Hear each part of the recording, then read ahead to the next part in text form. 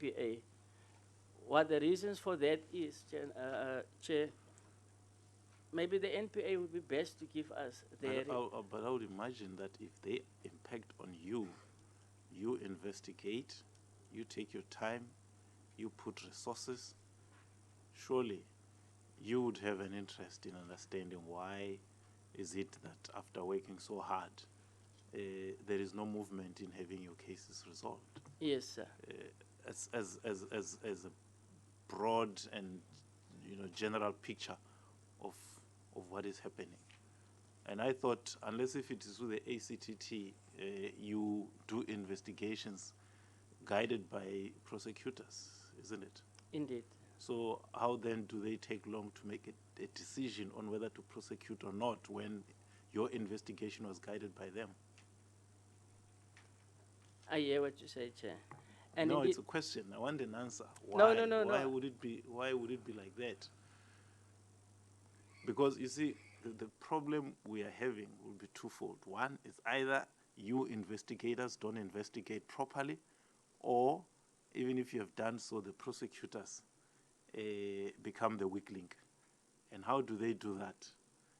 The first part will be not to prosecute or to take long to make a decision when they have the facts in front of them. Yes, Chair.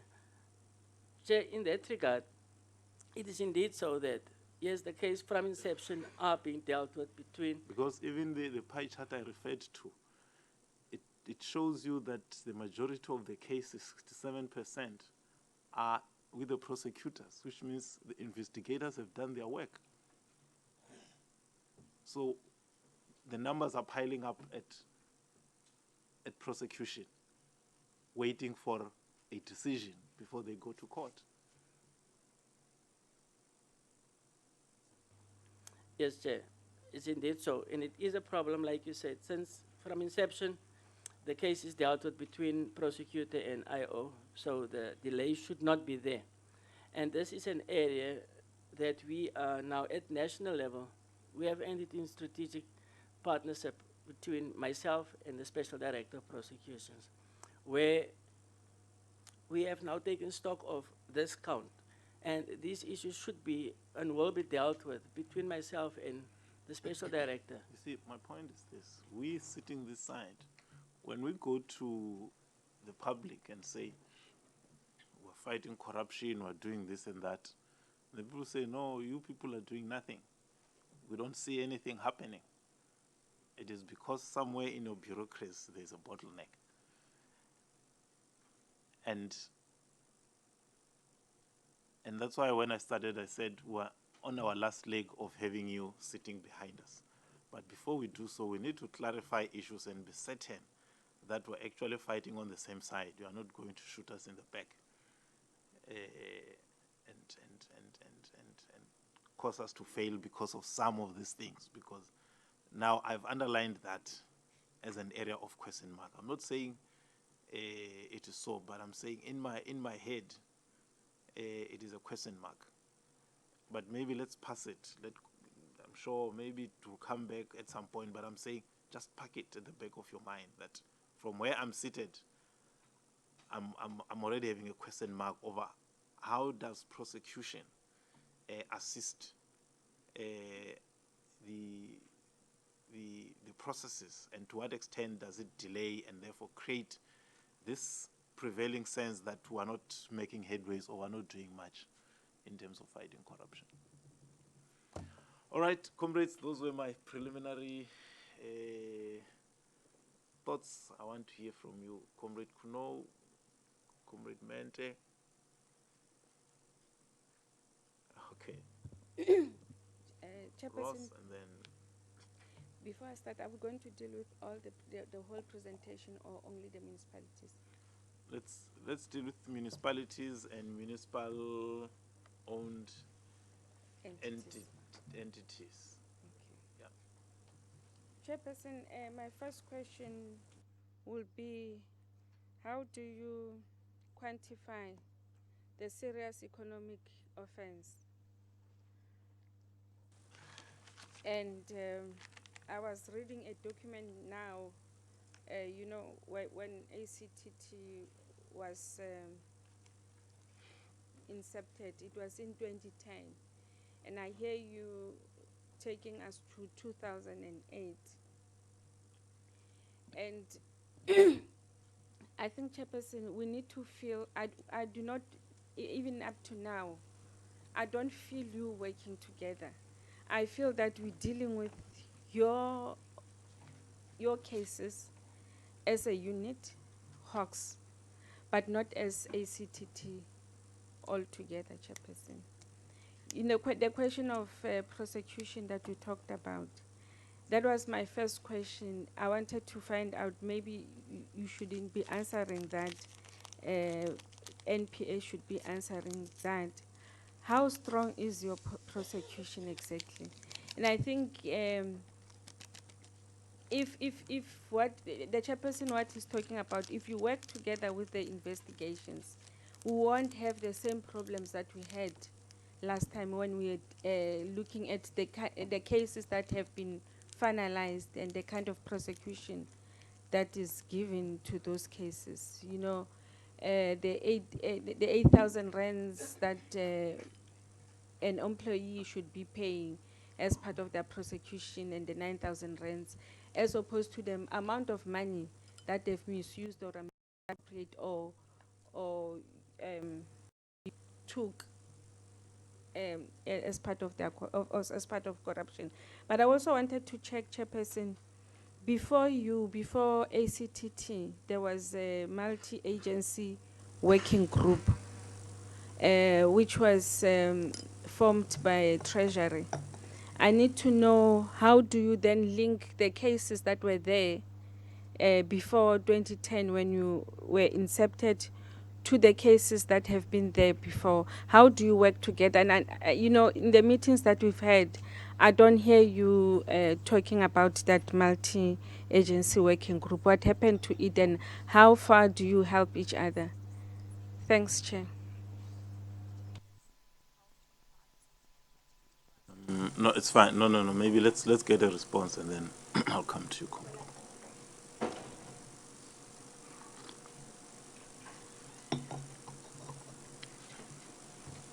Thank you, Chair. Just to respond on the questions of Honorable Kuno. For starters, the mandate of serious economic offences. Serious economic offences does not get cases from your normal stations. They only deal with the ultra-serious cases within the commercial crime environment, which is referred to them from me or my office, the head of commercial crime. They only deal with cases 500,000 and up, save where a case at the provincial unit maybe starts at 100,000, and through investigation it escalates beyond 500,000. Then I don't take that case away from that provincial unit and bring it to serious. Then it is left there for them to continue that case. But if the case comes in, it's way above, or you look at it, can be 300,000, but it involves serious or intricate investigation, then I would apply my mind and refer that case to serious economic offences to be dealt with by them. That is to deal with the mandate of serious economic offences. And that also ties in with the mandate of the Hawks to say that it has to deal with the interest, the public interest in the case. How serious is it, the complexity of the case? And that would lead me to make a decision whether it should go to serious economic offenses or not. And Chair, how we work together with ACTT. I sit on ACTT as a member. I sit on the operational committee as a member.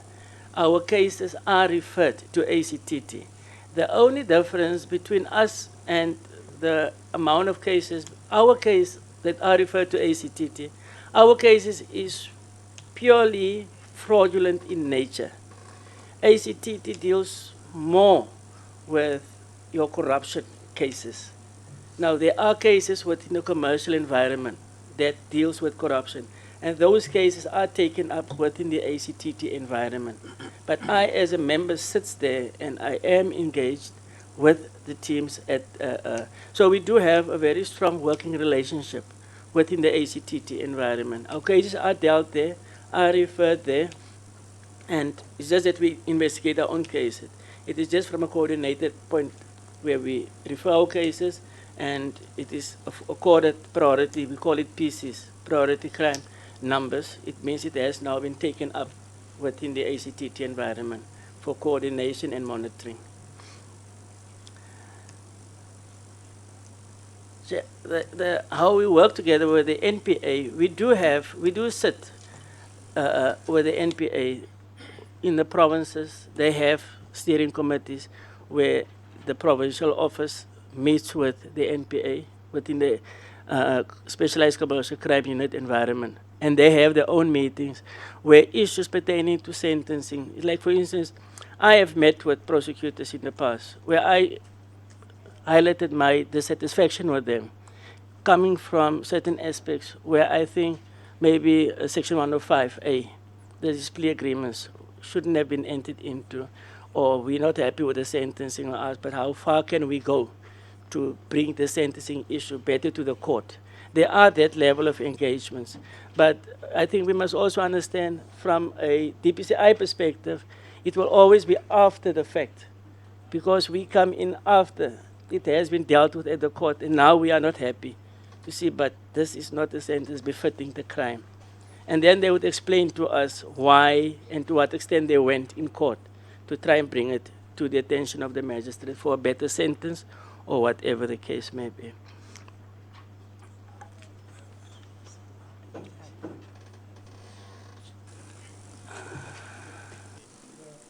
Yeah, no, it's Mente, Ross, and then yourself. Okay, I can just, maybe if we can, I can just for a while defer the question on the multi-agency group chair. That was before my time.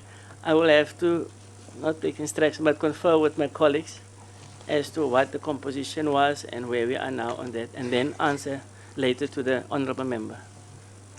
The reason why I asked that is because he spoke about cases from 2008 that have been lying on what is it, in the shelves, and there's nothing that has been done about that.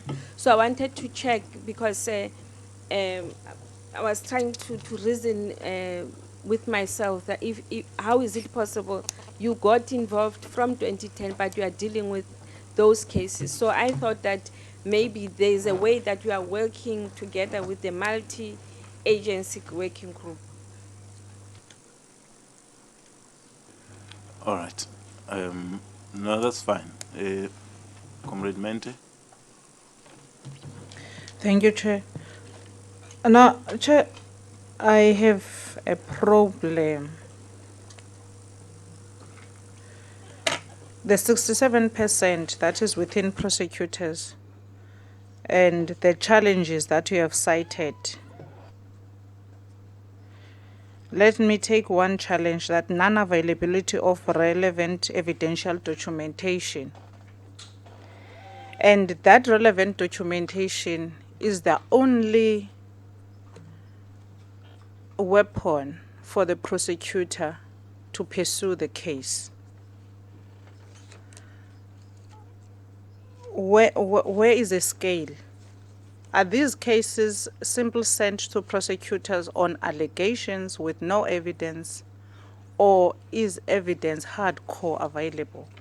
And if it's not hardcore available, there's non-availability of original documents, in particular by municipalities. How do you then force the municipalities to give you the documents? As well as the first challenge, where the council managers do not want to be complainants. I just don't understand it, because the CFO and the municipal managers are custodians of the fiscus of the municipality. And you cannot be told that there's a council resolution that's needed in order for a complainant to be determined. I just have problems there, and it contributes a lot to the decision of the prosecutor. And the prosecutor will always struck off the roll, most of these cases, if there is no evidence. How do you deal with that?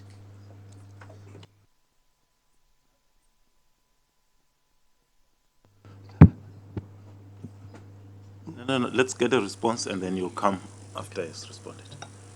Thank you, Chair. Honorable Mentle, I think when I mentioned the challenges, let me just put this.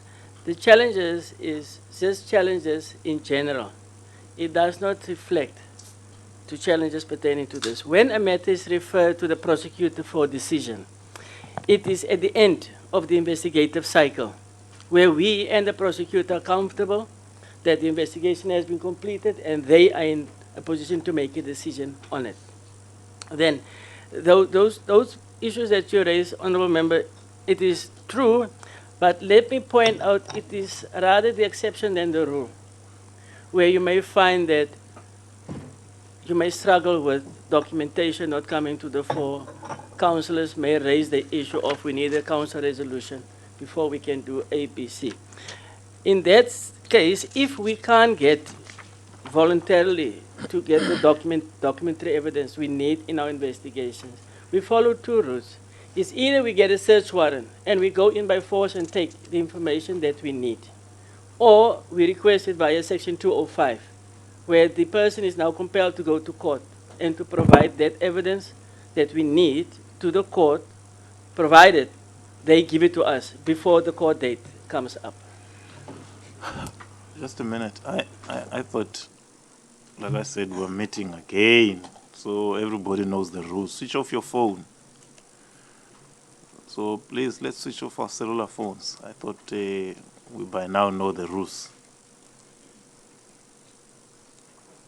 Off means off, not on silent, not even on silent. Continue, General. Thanks, Chair. So the documentary evidence that we need, it can be that we don't find the information. Even if you get a search warrant, you go search for information, and if they decide to hide it, you won't find it. In that case, it would mean that we have to give that docket to the prosecutor without certain evidence, which may result, you're correct, in a matter either being declined or not, in most cases declined, to be prosecuted. And if the case is already court-bound, that it may have a detrimental effect on the court case outcome.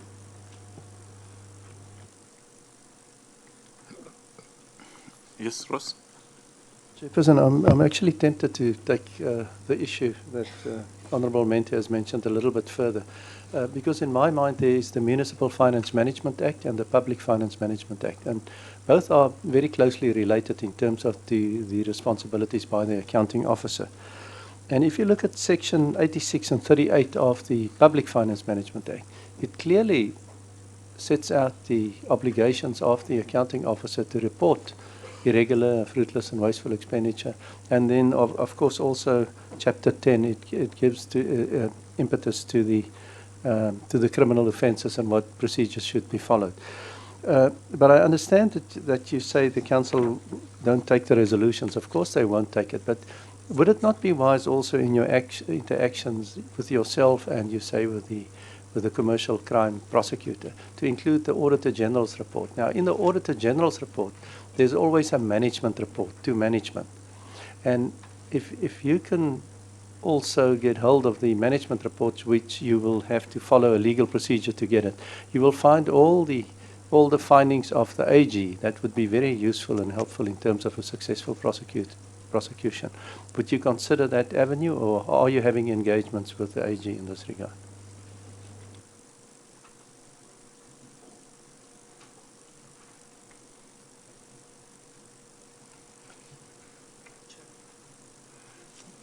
Yes, can you?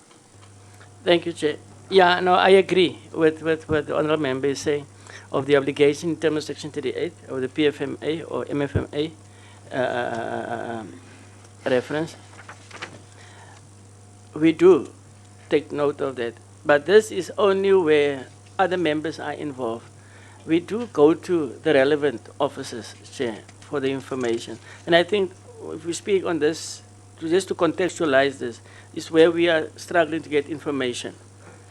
When we look at Section 38 and the failure to act in terms of Section 38, the reporting, that may be happening that the person have exercised his obligation and did report, but in your investigation of the case, you find that problem where you don't get the required information.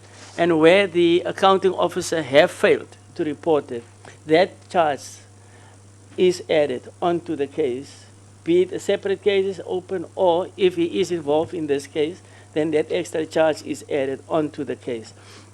Now, the issue of the AG's involvement, I must say it was a case where we did not have that relationship with the AG in the beginning, sir.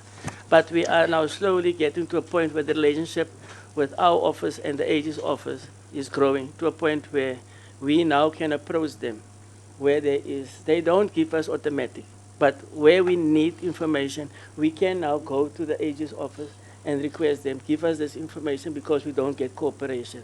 As well as the officers of COCTA is quite their officers, the structures. The chief director there, we have a relationship where I can now go to him and say, we need this information, and they will gladly assist us in supplying us with such. Okay. Yes, Comrade. And then Comrade Kekane will be the last on this score. Oh, okay.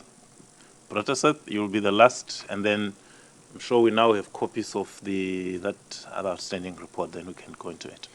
Yes, Comrade. No. we just have to continue thanking you for availing yourself for the engagement. The responsibility is quite huge. It's not a very small one.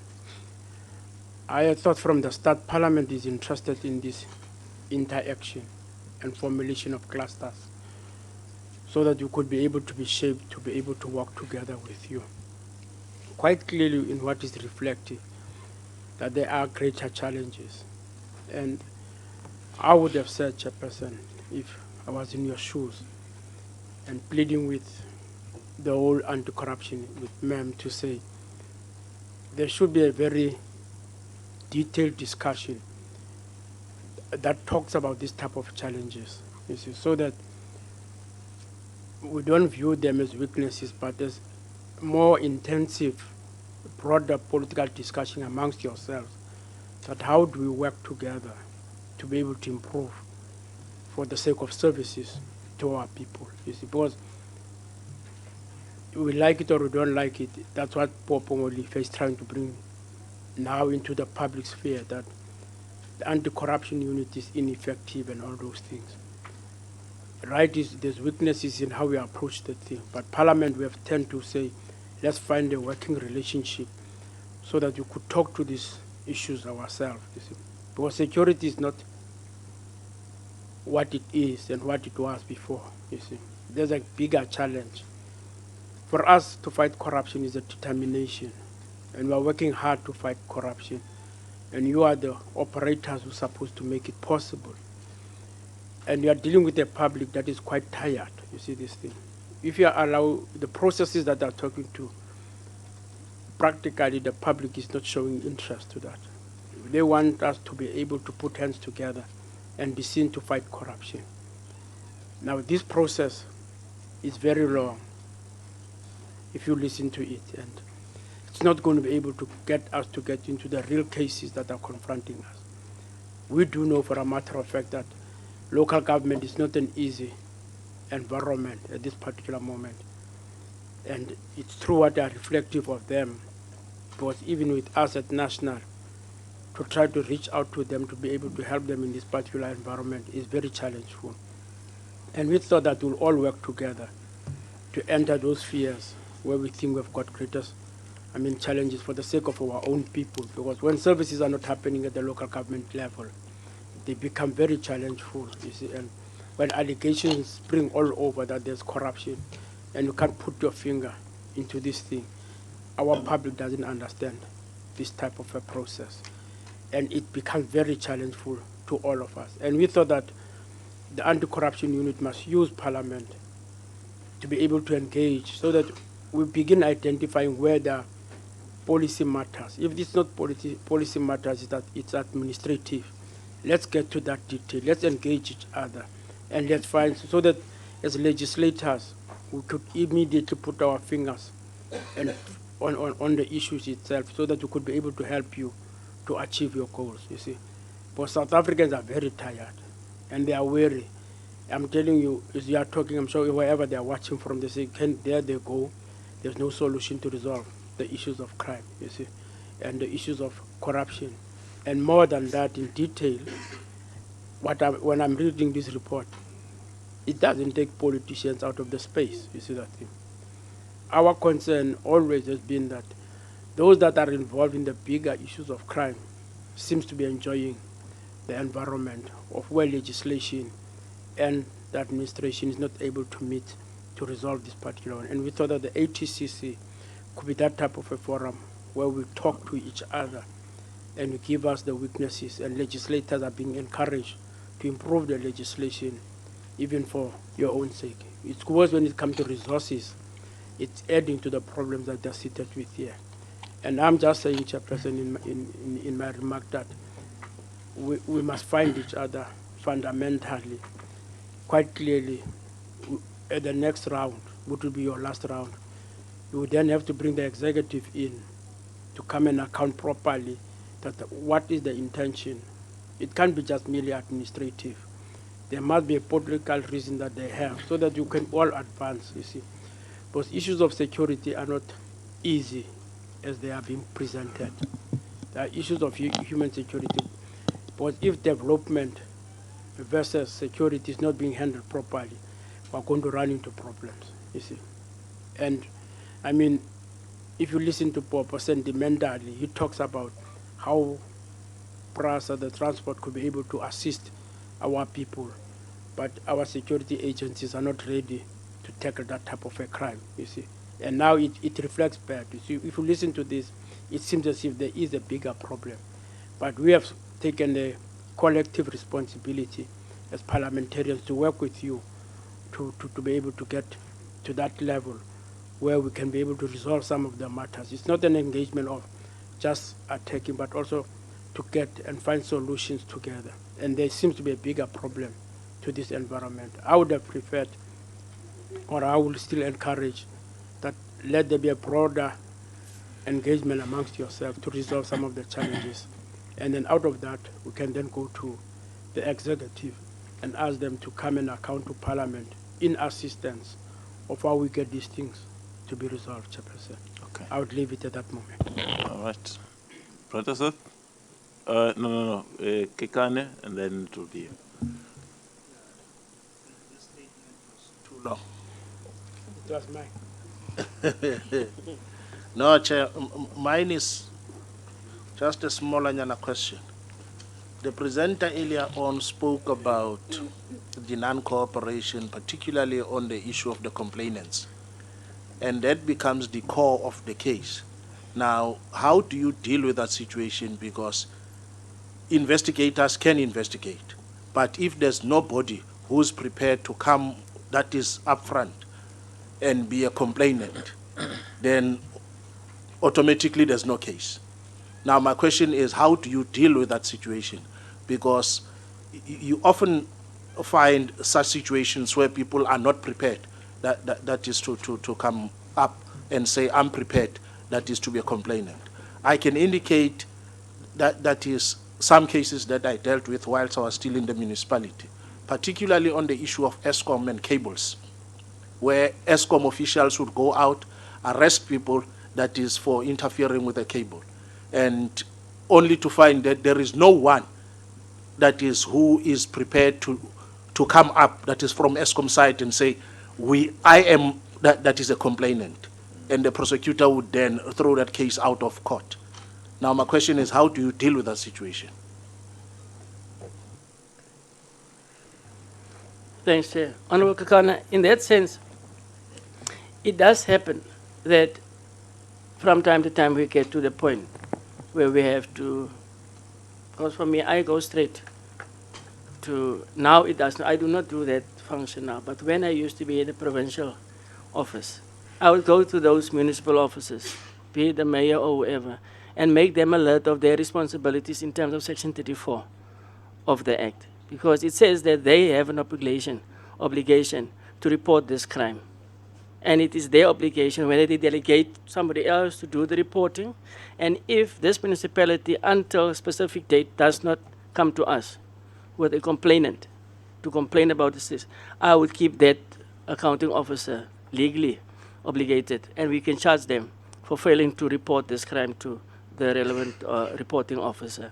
Now then you find you have a reporter coming forward to act as a complainant. But the problem here is you'll find in most cases they send a junior person, sometimes too junior. Because now when it goes to the crux of the matter, when the case is heard in court, then certain things becomes very problematic for this junior person to speak to issues which actually should be dealt with at a higher level. But we try to remedy that through our investigations to get statements of people in higher positions who must attest to those facts. But it is a problem, and we have to sometimes go to the point where you threaten them with Section 34, which should not be the case.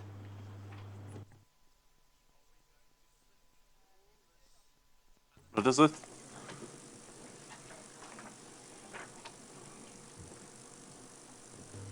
Thanks, Chair. Chair, I'd like to go back to basics. When we had our first engagement with ACTT, that time ago, which didn't turn out to be a very nice meeting, we inquired as to the frequency of meetings, the frequency of cooperation. So, Chair, I've got a couple of questions, if I may. But must I batch them all together, or can I batch them? If they're generic on the basis of what you had They're said. building onto something here. But I'll be quick. No. What I'm saying is that if they are broadly on the ACTT, we can deal with them later. I just wanted us to deal with the presentation from General Khan. Okay. Yeah. Chair, effectively, the question I'm asking is, okay, first of all, I, and I'm sure my colleagues, are not happy that we received this sort of document today. This takes time. Really, this takes time to go through. I cannot interrogate this document now in the next 2 hours. I need time to spend a few days going through this and seeing where the issues are, seeing where the flaws are, seeing where the problems are. You cannot present a document like this today, and you can't present a document like you did last night, where you sent us an email, and expect us to get through that amount of work and have a proper discussion on the issues. And I've got to tell you that when it comes that late, it starts to smell of malicious compliance. Okay? But you're throwing a whole lot of paperwork out, knowing that there's no chance that we can get it done in time. So I must note my big concerns about that. What I wanted to get into, Chair, was on these issues here, we have, on average, a 3 to 4 year delay. Once again, I can't interrogate it properly. If I could have given you an exact figure. But we have a drag and a delay. And what is concerning me, and maybe you can give the committee comfort,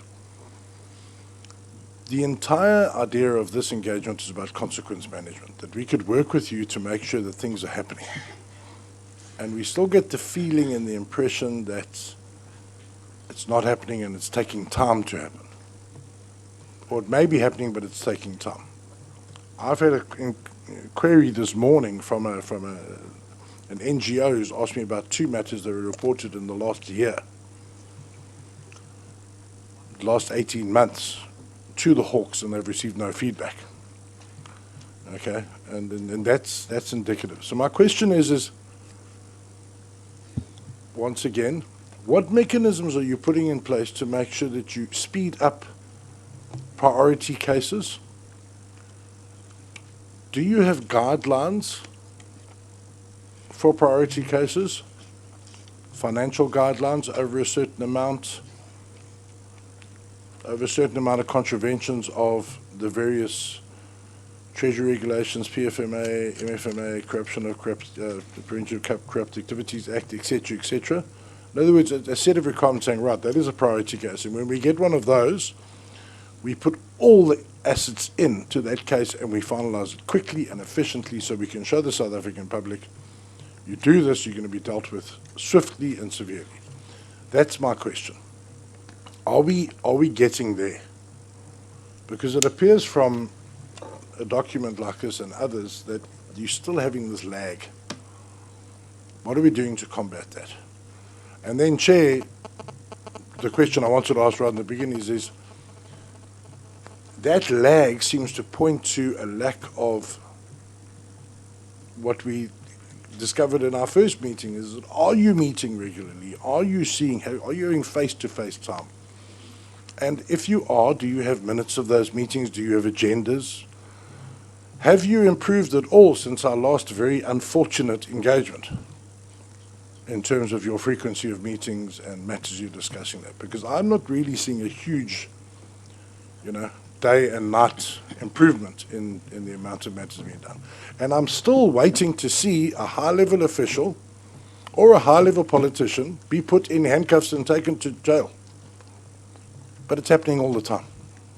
That's my issue. That's what South Africans want to see. They want to see people get nailed. And what we see is it takes forever, and what we see is, as it is in this thing that I was looking through last night to a certain extent, is 5 years wholly suspended, 5 years wholly suspended, 7 years wholly suspended. You see all of that. You see the slaps on the wrists. We need consequence. Thanks, Chair.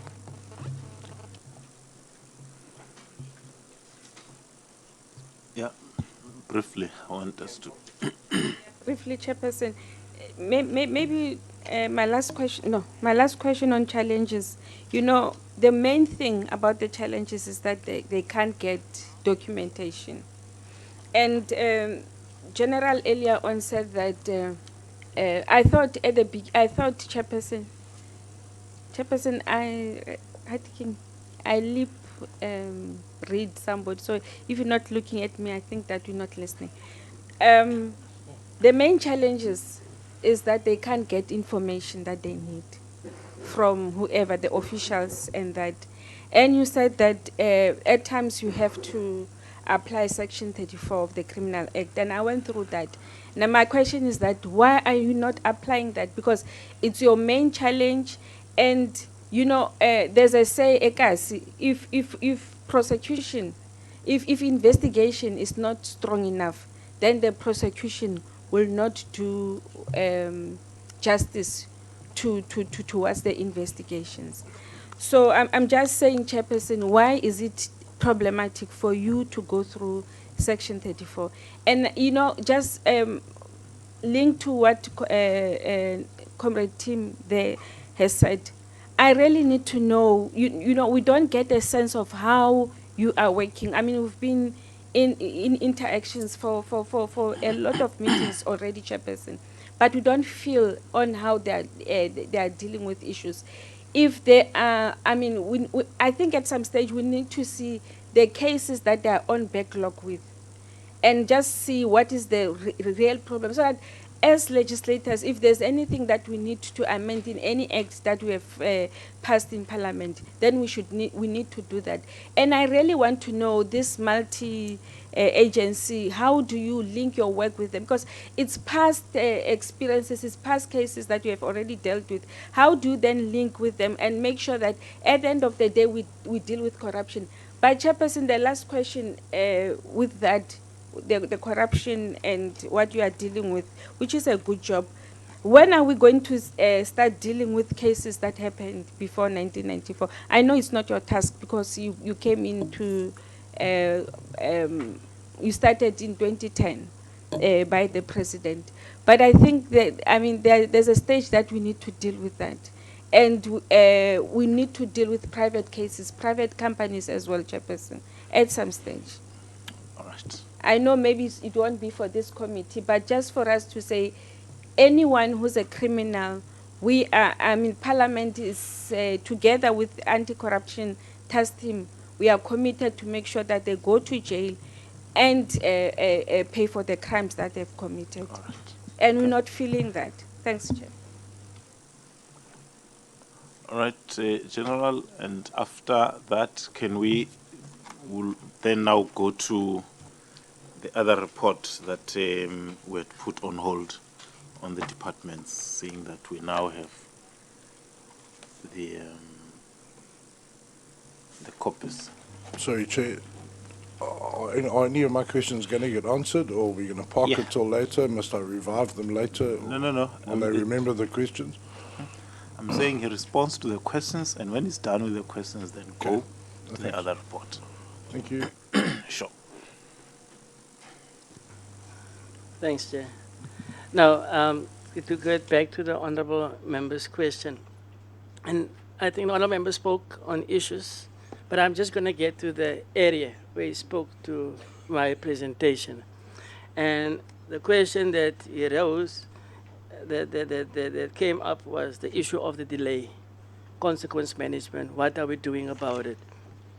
And the fact that you want to see high-level politicians going. Now, let me start at the issue of high-level politicians and the issue of priority crime.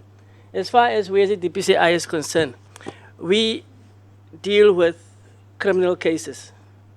We don't deal with high-level politicians. If a person did Sorry, something... Chair, if I may just clarify, I meant that as a throwaway.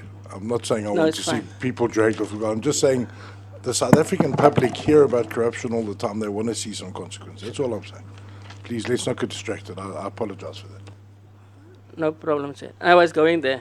As a DPCI, we investigate criminal conduct, irrespective who did it. And if you take that, I always say to my members, take the who out of the question and look at the facts on the table and investigate your case according to what was alleged to have been done wrong. The name will come up of relevance in court when that person has to stand up. But for now, we deal with the case, the matters of concern.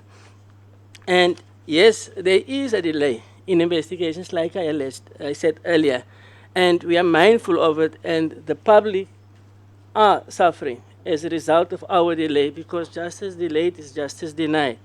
And we are trying our utmost through consequence management. And I think as management of the DPCI, it's one of the issues that the acting national head and the head of has been hammering on what we are doing and what needs to be done going forward in terms of consequence management. Because a lack of consequence management will just create a position where the situation is being dragging on and cases are not getting to finality. Hence, I have to go around with teams and we look at, for starters, the docket H analysis. Those cases that are so old. We go look at all those cases older than 5 years. Why is this case that is older than 5 years still in existence? Now, I can safely say I have gone to a number of provinces, not all yet, but I've gone to a lot of provinces. I can safely say most of these cases older than 5 years, luckily, are court-bound. And those that are not court-bound are sitting with the prosecutor at this stage for consideration. There are cases that are still investigating, and there we are now putting for consequence management, because you'll find that somebody has, for some or other reason, not done his or her job. Some of the reasons for cases delaying much is in commercial crime. There's a high turnover rate, Chair and honorable members. You train a member of commercial crime, the minute he is fully trained, which is about 5 years, that person is after level 3. That person is fully qualified as a forensic investigator. And the next thing, he is trained and is leaving for the public private sector. And we have no control over that. He leaves not just private sector, other state institutions who have investigative capabilities. They pick them up now. You have a trained person. Why do you need to train somebody still? And to develop a commercial crime investigator, it takes you at most 5 years to have him properly trained and for him or her to have a proper understanding, especially in our environment within the DPCI. And it does, I'm not making excuses. We have to up what we are doing to ensure that cases are being investigated much easier. I have set a target now for all within commercial crime. Within 2 years, a case should be at the prosecutor if you look at the most serious of cases. And to answer the honourable member further, what are we doing with those cases that are so big in nature? What we have done, especially if you take the PRASA matter, for instance, which is very intricate and big in nature. We have said, do the case analysis. Let's see what has to be done. I will then draw from every province experienced members that will be put onto a team, and we will deal with that investigation in the shortest period of time. There are issues that we will have to wait for documentation, which has to be requested. That we don't have control over. But as far as what operationally needs to be done, we draw the team and they come in for a week, run with that investigation, and go back to the provinces. And as and when they need to congregate again, we bring them back in. And that is where we are going in terms of dealing with these big cases now that has to be finalized. And there are cases, big, not just the PRASA matter, there are other cases which is humongous in nature that we will deal with in this fashion. Or we have put together teams already to deal with it. It is not a task team, it is just a team that is on an ad hoc basis is brought together to deal with what has to be done, and they go back. And this issue of face-to-face time, I think it's rather for the broader meeting. See, I just need to, coming to Honorable Kuno's issues on the challenges, maybe when I spoke, it may have been either confusing. The issue of the section, when I said with the documentation that we need, the section which I maybe mentioned was the section 205, where we issue a summons for a person to bring that information to court. Section 34 of the PRECA rather speaks to the issue where the person in the position of authority is obligated to report fraud, corruption, theft, forgery. Yeah, and only when we are struggling with a complainant to come forward, then you have to use that threat of invoking Section 34 for them to register the complaint, because they are obligated in terms of the Act to report that crime, but they don't. And when somebody is dilly-dallying to report, then you say, if that is the case, then we'll invoke Section 34. And that may normally is good enough to give them ammunition to send somebody junior to say, just go and complain. Sometimes it's a malicious compliance, but we start it off as long as we have a complaint. Then we move with our investigations from there. And on the malicious compliance, I just need to acknowledge also, I acknowledge the late submission of documents, and I did ask Assistant Tombi to really give my apology. First, I apologize to the head, and then to the Honorable Committee as well for the late submission of the documents without giving excuses. It was late, and it did put the committee in a bad position to interrogate the documentation properly, to give us that proper feedback. Thanks. Chair, just a quick one. If we can just drill down into just very quickly. You bring your special task team together, your ad hoc team, and they handle big matters. Do they work with a special prosecutor then? And a special court? Is part of the delay that we don't have a system of special ad hoc team who works with a special group of prosecutors who only deal with that sort of thing, and a special court, a separate building, so you don't have roll delays where sorry, we can only be on the roll in 6 months' time? Is that the issue? Do you need to make recommendations to us that we push for special investigations, special prosecutions, special court to actually move these things too quickly? Is it a resource issue? And then to come back to your question about, I agree with you, I used to be a forensic financial investigator. It can take 20 years to train somebody properly. Are we just not paying enough? Are we losing into private sector because simply we're paying peanuts? Can you just give answers on those? Because I think those really go to the nub of speeding things up. Chair, thanks. Just to answer the honorable member, the issue is the teams I was speaking about. let me explain the cycle of investigation. A case comes in a commercial crime. We investigate the docket for a month just to get substance into your investigation. After the month, the docket is then presented to the prosecutor for case planning. Then, within their prosecutorial system, and prosecutors educated at that point already. When the prosecutor is appointed, he then sets a date with the IO for the first case planning, where they go through the case, determine what needs to be done. They may even draw up a provisional charge sheet to which the investigation it is then channeled. And it normally, if you can see from the onset, you're going to need more than what this person would be capable of.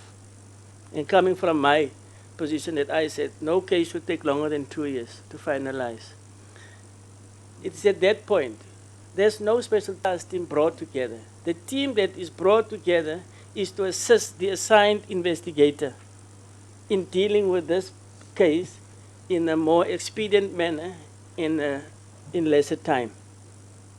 Where this one person would have taken 3-4 years to deal with everything, we can do it within a year, sir.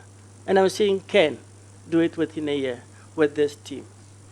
But there are other issues also because litigation sometimes takes time. Because people can bring application after application, which may be another inhibiting factor in how soon are we concluding cases. But then he asked the question of having special prosecutors, special courts, can that be useful and helpful in terms of speeding up processes? And we'll come to you, Commissioner Moya. Chair, commercial crime is in an invidious position there where we have a specialized court. The Specialized Commercial Crime Court was established some years ago, dealing with only commercial crime.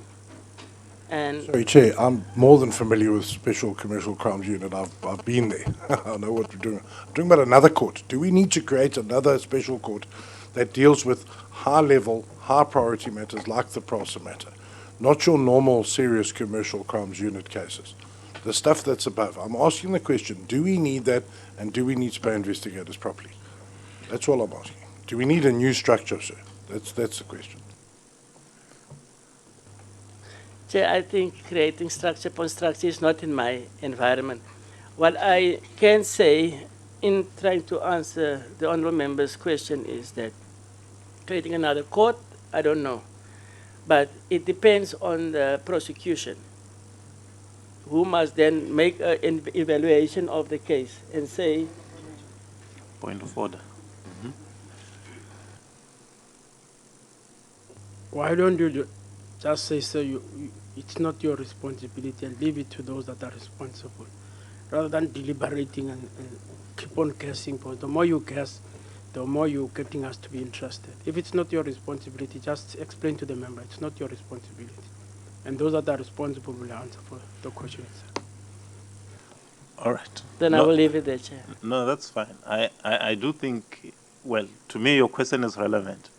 And I'm looking at it in the broader work of the ACTT, because the Specialized Commercial Crimes Unit already has a separate and specialized processes of its own.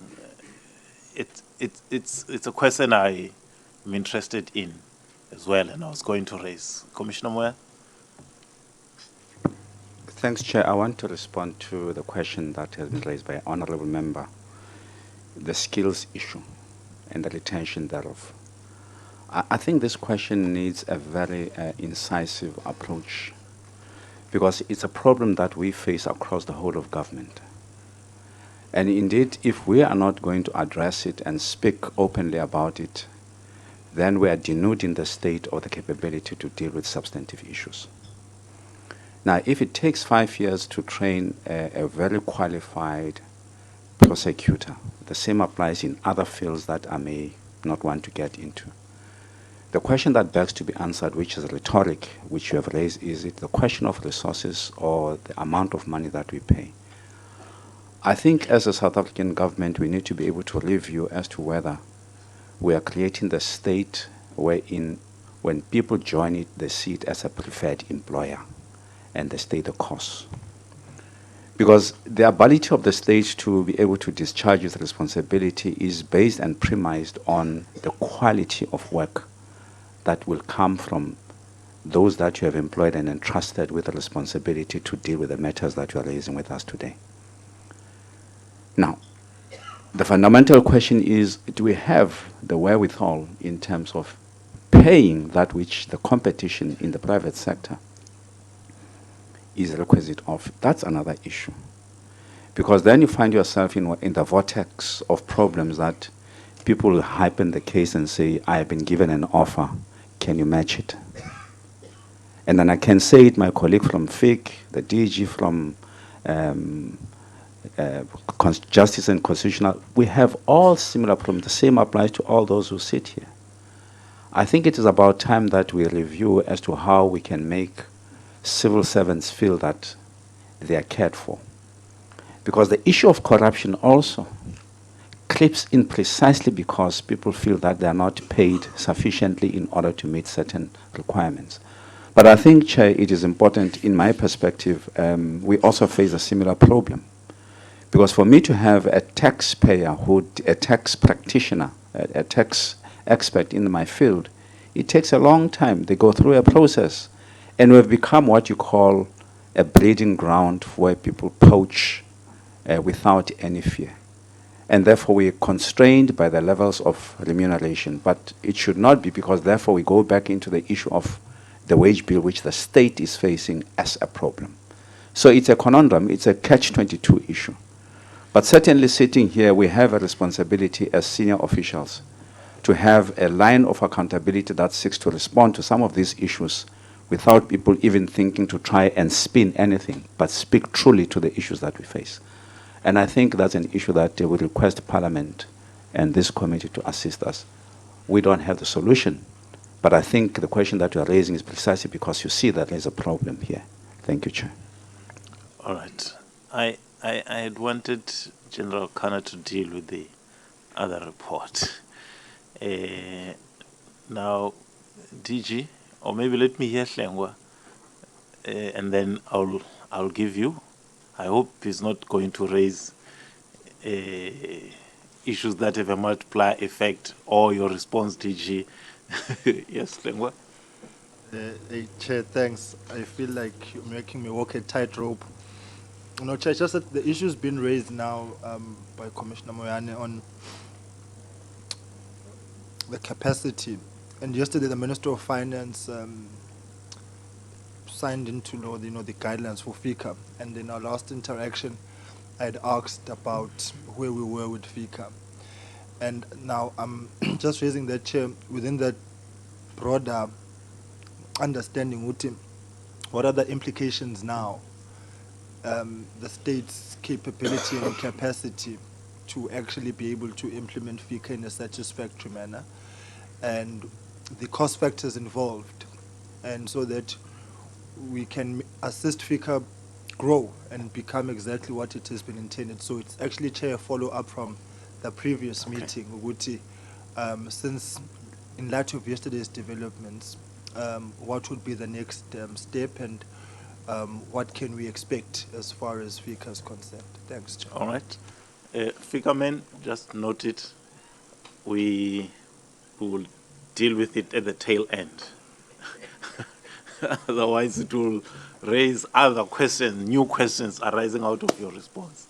DG?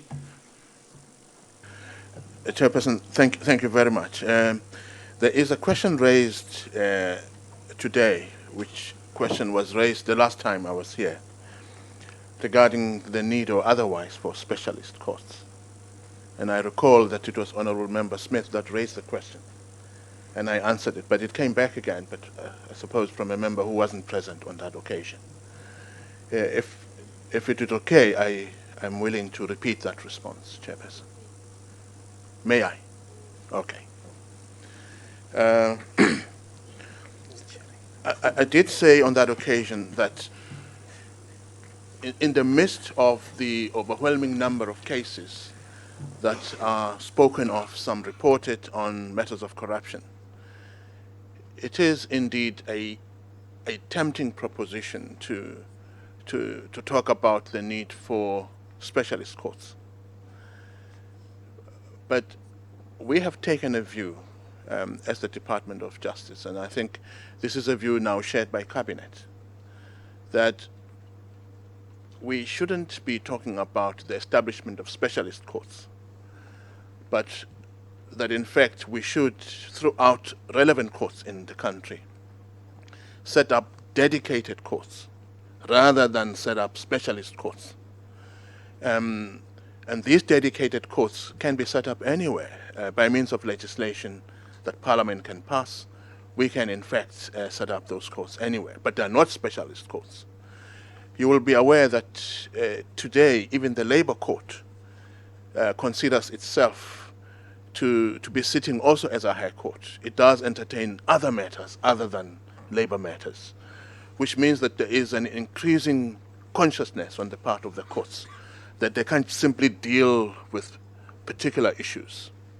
And in fact, they're increasingly taking on other matters to make sure that they broaden that scope. And in that way, you allow the courts to have a broad spectrum of issues they deal with, rather than be narrowed to focus only on issues they consider special.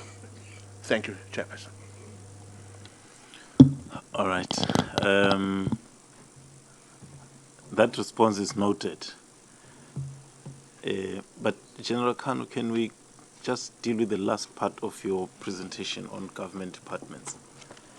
Because now all comrades have copies. Just take us through. See, it's thicker than the other two reports multiplied by 2.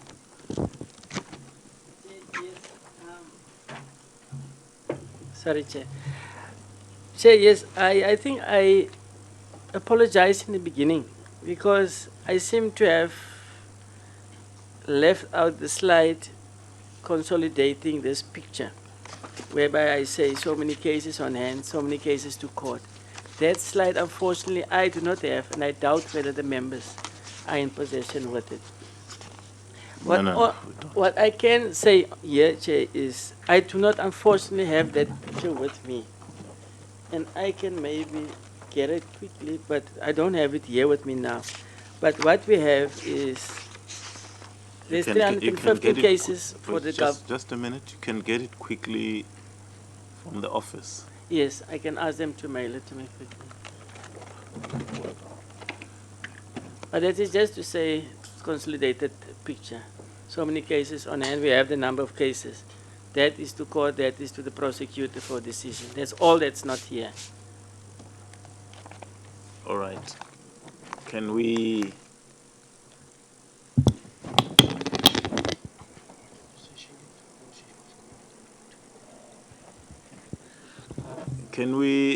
comrades, can we maybe go to CARA and in the meantime, and then go to the other issues that are the leftovers of our last meeting, and then maybe when we have that summary, that page, we can then come back to you so that we know what you are dealing with in government departments, both provincial and nationally, so that we can make sense out of this document. All right, DG? There's something that I need to check. Maybe in that summary. The cases that the departments are alleging to have referred to the law enforcement agencies are the same cases that we're dealing with. And how can we check as to those are the cases? Because you would find from our side, we feel that there's no delivery because we are maybe singing from different hymn books. I think Comrade Kekan, now that we have this report, it means when we meet departments, we must carry this with us. So if a department says, I've reported to the police, then we say, okay, let's look at our list. Your water affairs, let's check water affairs. These are the cases that the police have given us. where is your case? I think this is how this document is going to assist us. Yeah. Now, I've heard what Chair said now to the honourable member, and it is correct. It will assist in engaging, but I think the committee must just understand this is only commercial crime cases. There's also cases that the serious corruption unit is dealing with, and I think their cases and ours together will give this committee a complete picture.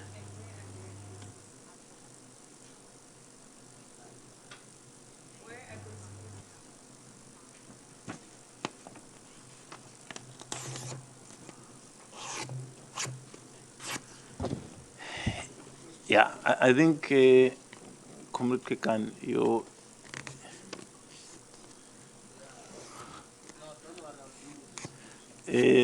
the question that you have asked cannot be answered here. I think it requires us. I'd actually underlined it as something that we need to deal with, to say how do we ensure that the information that we get, that's why I was referring to this, plus what we got from the ACTT, we need to be able to have this with us as evidence. So if you say you have a case, give us the case number, let's check here. If it's not here, it might as well be that maybe they are not telling us what is factual. Right?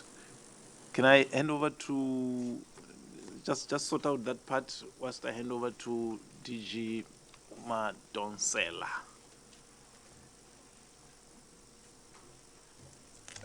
Am I on the floor, Chairperson? You should be on the floor. Thank you very much, Chairperson. Chairperson, there are specific questions that have been posed, and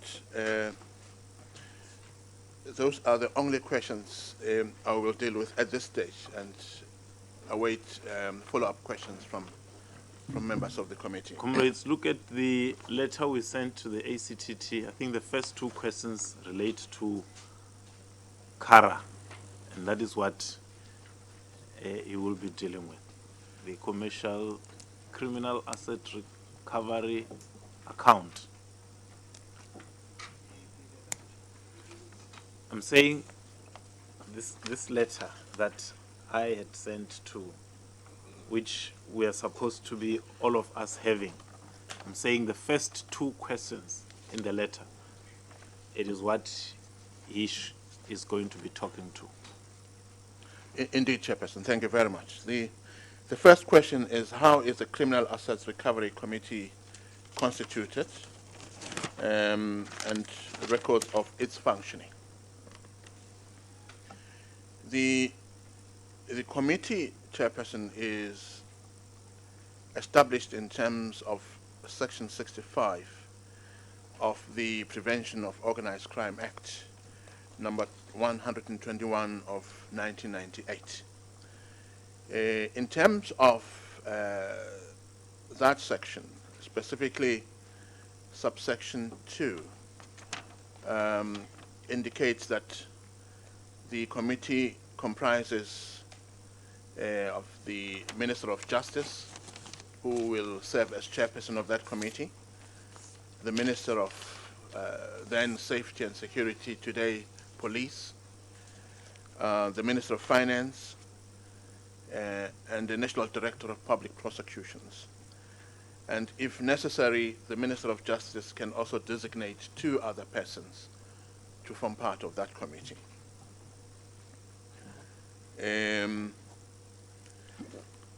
With regard to its functioning, the committee meets when there are applications for CARA funds from either law enforcement agencies or organizations or institutions or funds that deal with victim support matters. The committee ordinarily receives, doesn't receive applications, but what it does is it receives recommendations that would have been evaluated by the Integrated Justice System Development Committee, which would have called for applications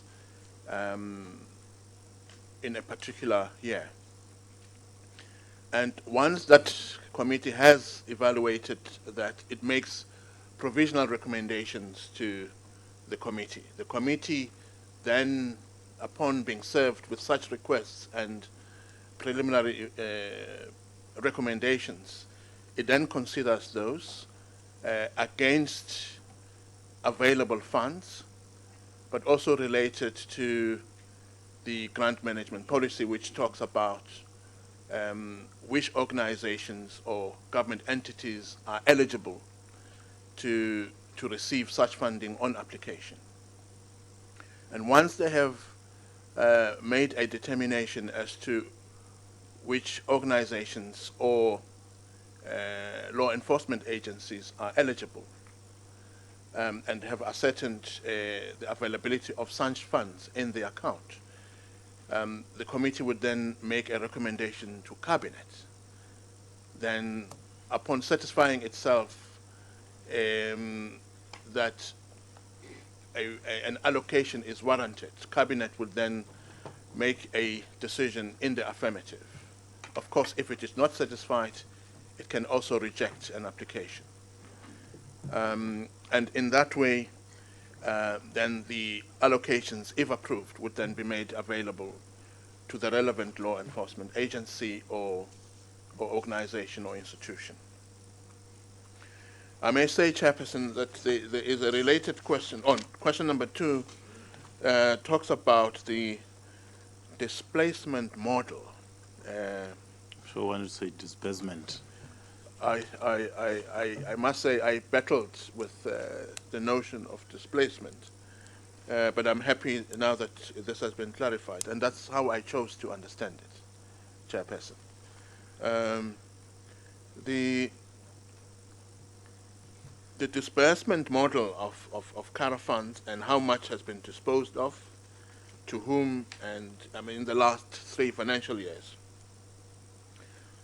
The model really is the one governed by the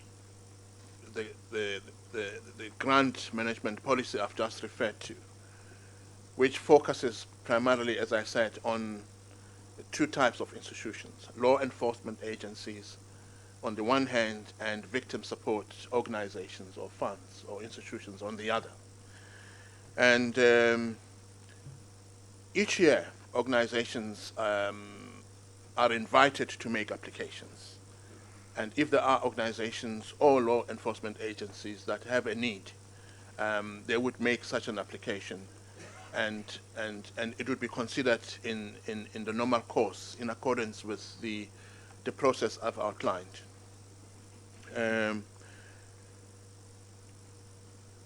In the last 3 financial years, no allocations were made, because in fact no applications, to the best of my knowledge, were received in that period. The last allocations that were made are about 6 years ago, in the 2011-2012 financial year. Allocations were made in the amount of 250 million rands. And may I say that before that, the last allocations made were in 2006-2007 financial year. Allocations were made in the amount of 73.8 million rands in that time.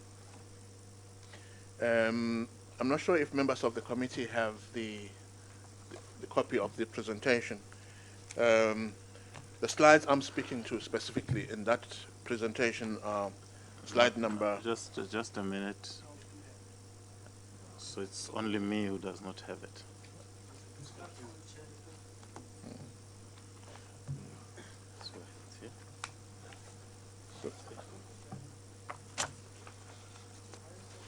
All right.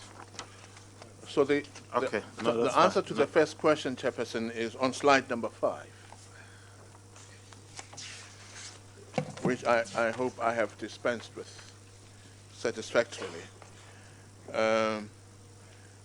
part of question number 2, which is what I was dealing with now, is on slide number 6.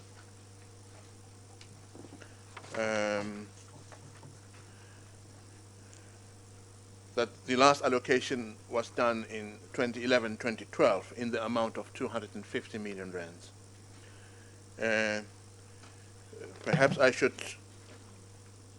answer a question that has not been asked, which is when last did the committee meet? It met this year, last week or so, to consider applications for the current year. I may just say to the committee that in the current year, we have in our kitty just in excess of 500 million rands, but we've received applications in excess of 1 billion rands, which means that we have to strictly apply the grant management policy to sift through a range of applications for assistance out of the CARA funds. Yeah, the exact amount is 592 million, which is what we have in the account at this time, and we've received requests totaling 1.1 billion.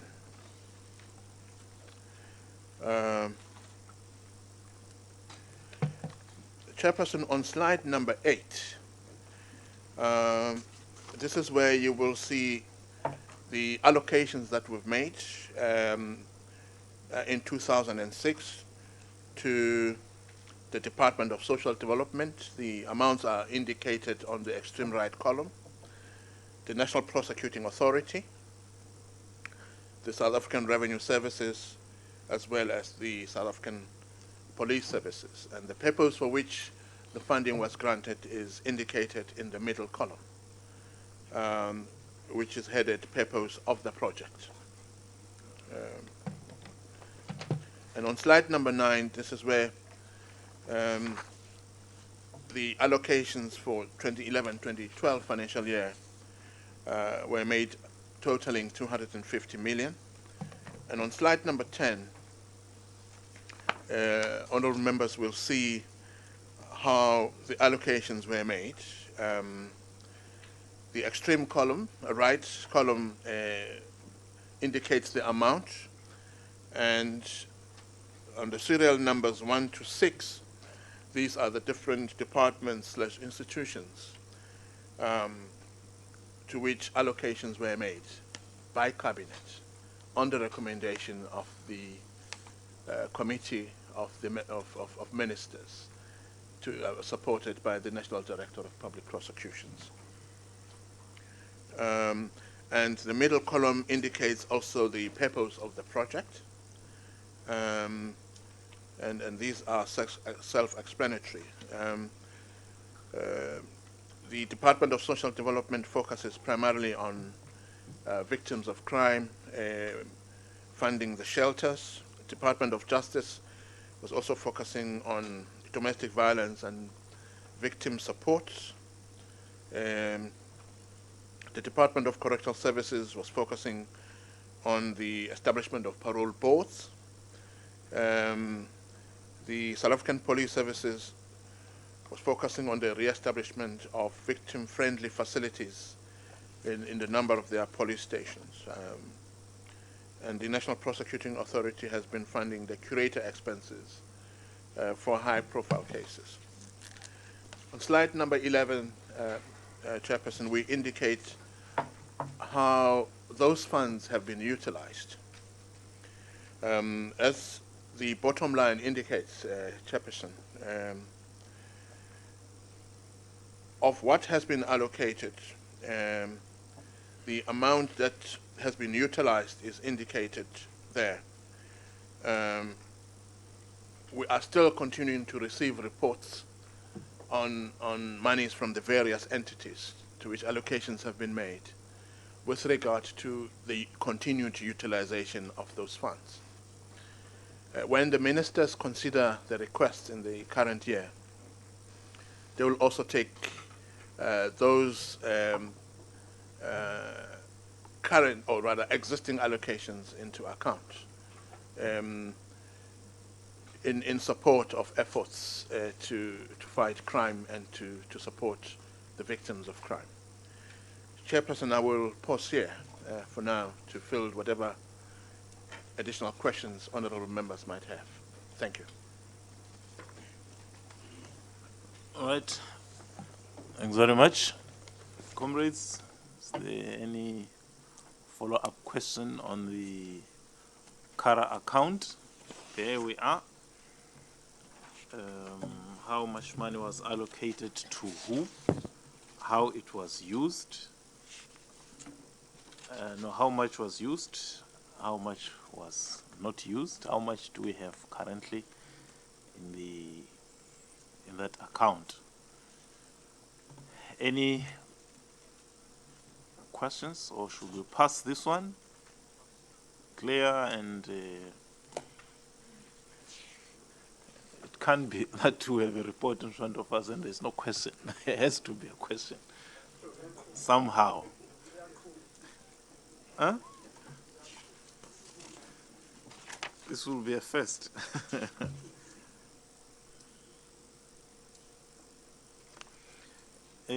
DG, what I didn't understand, I mean, I thought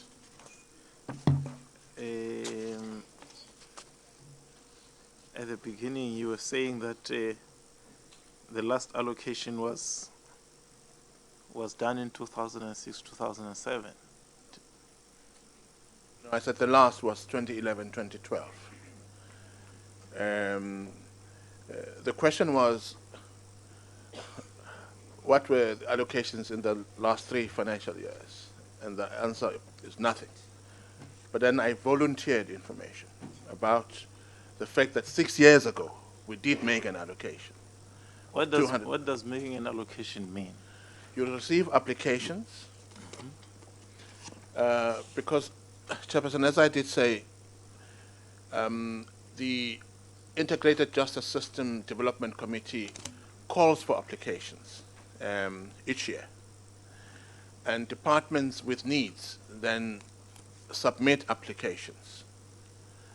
And those applications are then evaluated by the Development Committee, after which, if there are recommendations made to the Committee of the Ministers, or the committee chaired by the Minister of Justice, then such applications are placed before that committee for its consideration. You know what I wanted to check, DG? So allocations are not done annually. Is it multi-year allocations? No, they are not done annually. Okay. Yes. No, that's fine. I think that was the one part that I needed to be cleared on. Yes, sir. Yes, thank you, Chairman. Right at the back. Thank you, Honourable Chair and Honourable Members. It's J.B. Skosana from Court Services. I just wanted to indicate that obviously the allocations are done based on what is in the account, and of the amount which the DG alluded to, the 550 million, close to 300 million was only retrieved or recovered your fund during the financial year 2014-15, which means between those other gaps, the amounts there were not substantial enough even to consider applications which have been received over the time. The second point is that when the ministers met over the 3 occasions, obviously they requested reports from those institutional departments which have received allocations before they make further allocations, and that's what is currently being considered. So that based on that outcome and based on the capacity of the department and institutions to spend on those budgets, they will then be making further allocations or decision to allocate funds to various institutions. And we hope and anticipate that the decisions will be made in the next meeting of cabinet being planned. Okay. Thanks. Comrade Boy.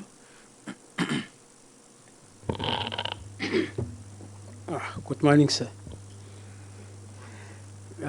So the mechanism of the model that we have in front of us, is it in the way it's designed, it's trying to say between yourself or as cabinet members, you share this money.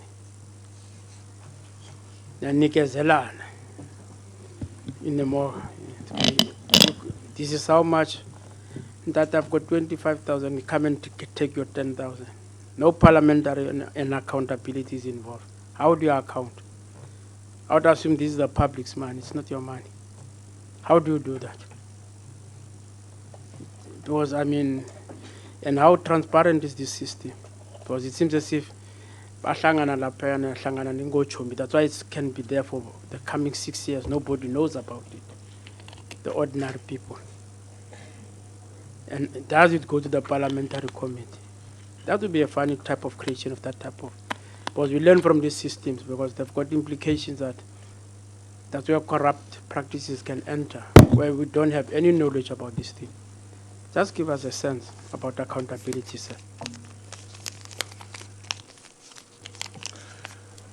Thank you, Chairperson. I think the insinuations that his friends sitting there and passing money to each other is a rather unfortunate one. But it's not for me to deal with. I'm sure the principals, if need be, will respond to that at that level. I will only deal with the practical side of the matter, which is simply this: that the IJS Interdepartmental Development Committee is an interdepartmental committee, and as you can also see, the committee we are referring to, chaired by the minister, brings together a number of departments. That is the Minister of Finance, the Minister of Justice, the Minister of Police, and the National Director of Public Prosecutions. They don't make final decisions. They make recommendations to Cabinet. Now, Cabinet is government. Cabinet then considers whether or not the request being made is sound. And part of the consideration being made, which is part of the policy, perhaps which I omitted to mention, is the fact that the request made for financial assistance should not exceed 35% of the budget of the department that is requesting money. But secondly, that there has to be a demonstrable need for that money to be allocated. Point of order. I mean, SCOPA, sir, I just deal with finances. I hear what you are saying. I'm interested to know, how do you keep us in, so that whoever it is, whatever is in the executive, how do we make it sure that even in how the constitution is constructed, but I would understand that the Justice Department is supposed to know that there are legislators, there are judiciary, and whatsoever. Where is the accountability part? I'm dealing with the money part, because there could be duplication. Look at SASA there. SASA is there, it's taking money, and SASA's got the biggest account in this particular country. So how do you make sure that there's no duplication and there's accountability about this money? I'm interested to know about the money, sir. No, indeed. The issue of the money is quite important, but I thought it part of my duty to explain the entire value chain. Okay. Chairperson, okay, let me perhaps hasten to speak directly to what I now understand to be the honourable member's area of interest. These funds, once they are allocated, they are monitored, and the office or the Auditor General of South Africa actually audits these monies, and they are accounted for separately, by the way, from the ordinary money that we receive. And that enables the Auditor General to look specifically at those funds, how they're utilized, And there are requirements in the grant management policy that there must be transparency, there must be full accountability. The departments that are allocated these monies become responsible for the funds, but I remain accountable for those funds as the DG of the Department of Justice and Constitutional Development. Okay. So there is oversight by the Auditor General in what we do. Okay. Your last input, Ross. The Auditor General, sir, there's Vincent sits in a special committee that gets it to account. So throughout the Constitution, everybody accounts, sir. So I'm just interested to know, where do you leave us as parliamentarians? Do those committees feed back to you? Do you give to your parliamentary committees? How does this system work? You see, I understand, sir, but it's also important that we hold each other to account, you see. Somebody must account to somebody so that we do know that where does this money go, you see that. I mean, the Auditor General must account. Are you saying that I should solicit that information from the Auditor General himself or from you? I just want to know how does you account for the money, cent and rand? That's what I'm interested. Chairperson, the Portfolio Committee on Justice and Correctional Services at any time can call on us to account. And when they do, we do account to them on all programs, including the CARA funds. And that's how Parliament comes into the picture. But may I say that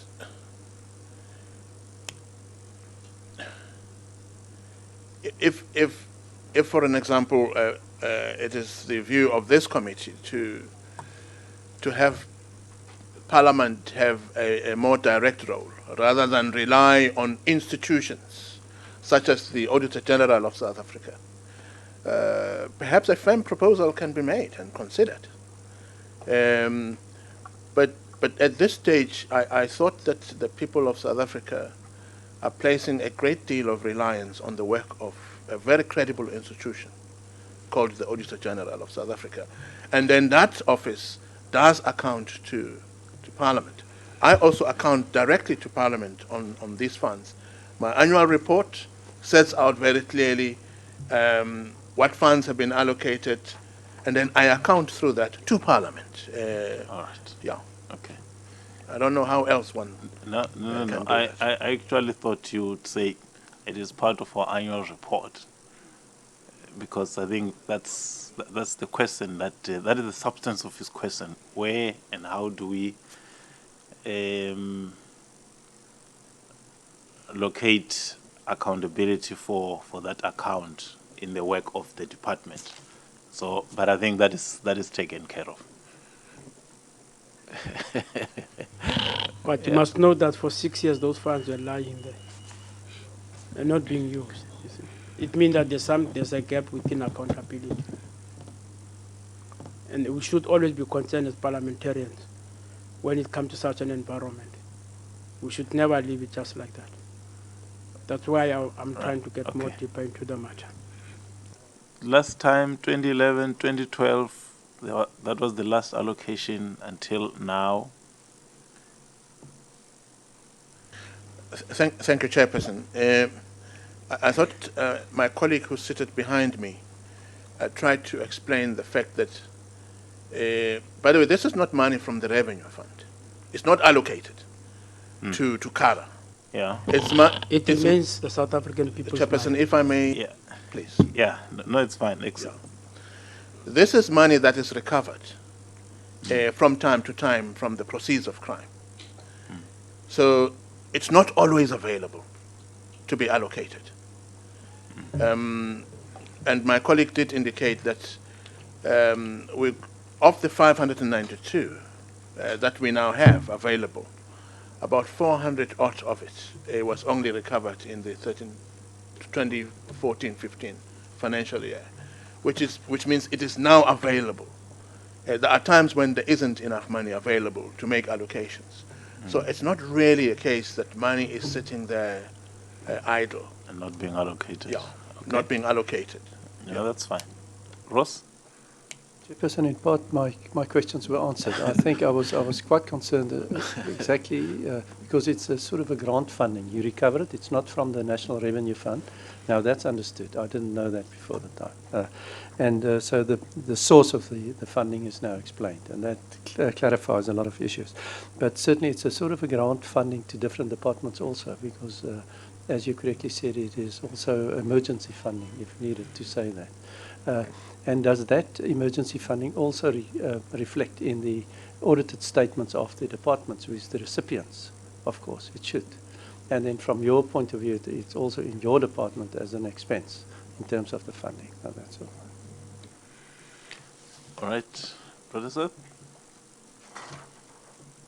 Chair, just want to know when we're moving on to the general issues. Are we under there now? No. We're talking about CARA. Yeah, thank you. I still don't have that report, but anyway, that's how things happen. Which report?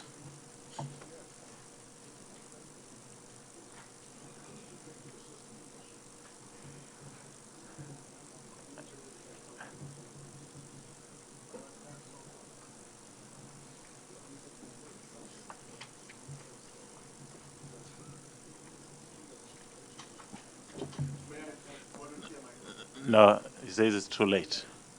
So,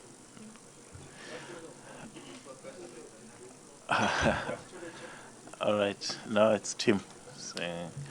All right. Can we move to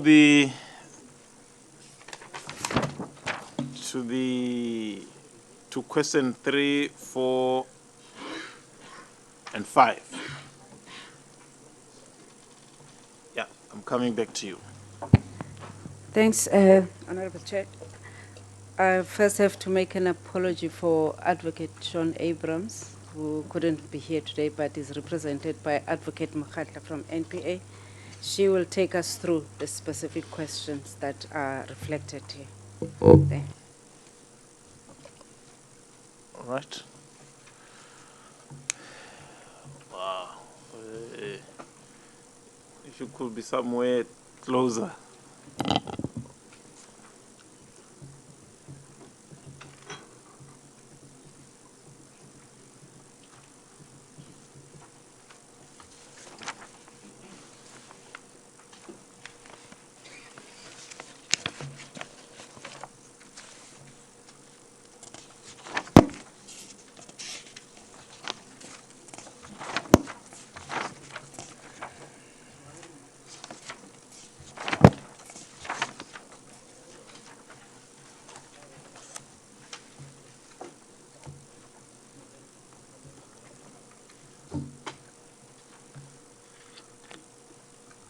Thank you, Chairperson. Nomvula Mokhatla, representing NPA. I will be answering questions 3 and question 5.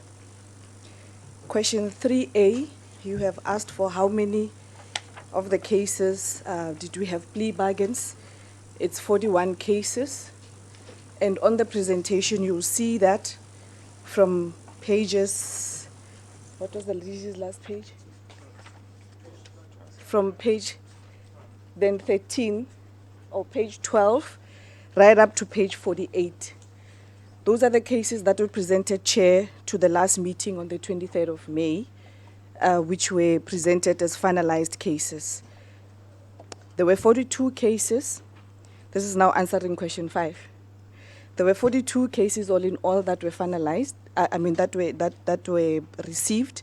41 of them were finalized, and 41 of them were finalized through plea bargains, either Section 112 or Section 105A. One matter was withdrawn, and this is a matter where the main accused had issues with mental health, so the case could not be proceeded with. In respect of 3B, the question is, in all the finalized cases, how many of them were done by asset forfeiture?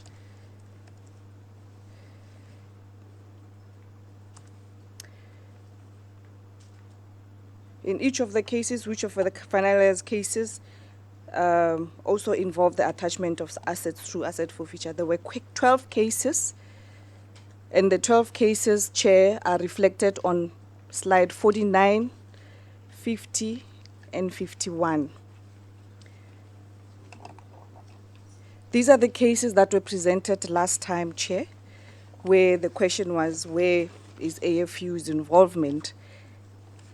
I just want to add, Chair, on slide 49, just one matter which was erroneously omitted. I beg an apology for that, which is the matter of Lefatsi Technologies. It's one of the matters that were done through Chapter 5. It was reflecting at number 14 of the 14-15 finalized cases that were presented by SCCU. It even reflected in that report, Chair, that the confiscation order was to the value of 200,000 rands. The reason for its omission is because of the two names that were allocated to the case. AFU allocated it as Lefatsi Securities as opposed to Lefatsi Technologies as it was reported by SCCU. The dates on which the cases were finalized, you will see, Chair, on the slides 48 to, I beg your pardon, 49 to 51, that will have date frozen. It's the date of the initial order, which is a freezing order. And then we'll have a value of the freezing order. Close to that, you'll have the date of the forfeiture or confiscation. Those are the dates. So these are the cases in relation to 14-15, 15-16, and 16-17. And the values of the confiscations are put in the last column on the right hand, on the extreme right-hand side.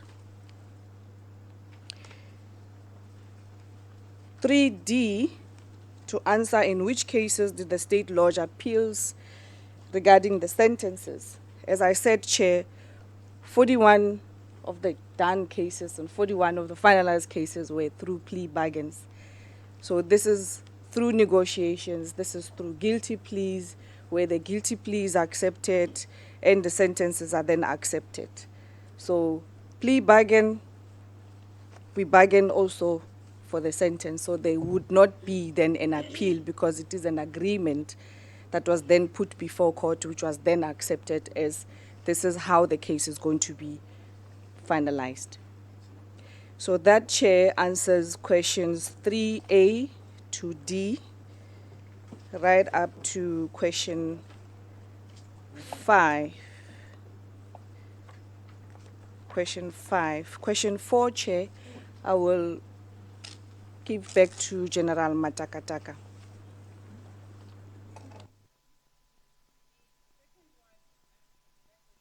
How is question 5 answered? Question 5, I said there is only one matter that was withdrawn out of the finalized, out of the cases that were done in the reporting period that has been asked for. It's that matter, Sunnyside matter, I think it's a Moropo and others, State versus Moropo and others, where the main accused was of ill health and the trial could not be proceeded with. I don't think that's the case.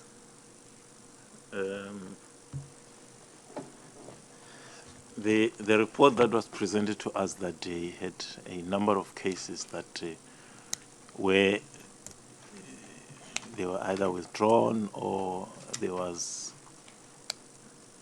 or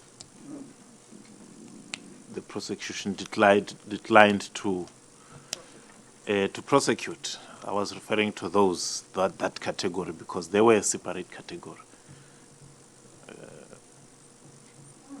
So if that's how you read it, it means you do not have an answer to that question. You may need to go and have a look at the presentation that was presented to us. There are a number of cases that were not prosecuted. If the Chair can just bear with me, perhaps deal with question 4, whilst I look at the presentation to look at specifically the point that was asked. Thank you. Right. Okay. Thanks, Chair. In terms of question 4, whether the ACTT has ever discussed convictions and sentencing, and what was the assessment, if so, and the way forward in this regard. I've been informed since then there's never been such a discussion at a strategic level, but probably at the operational level between the different entities that are there in terms of law enforcement, that is the DPCI, the prosecutors, that might have had those discussions as bilaterals.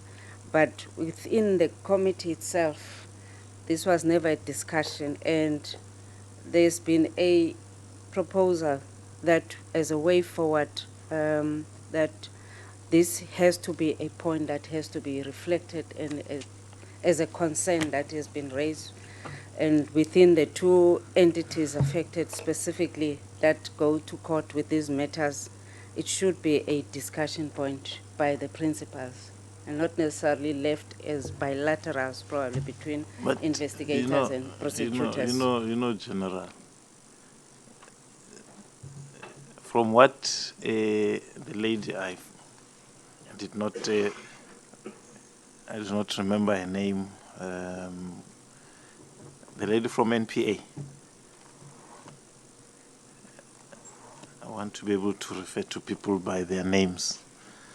You said your name again? Nomvula Mukhatla.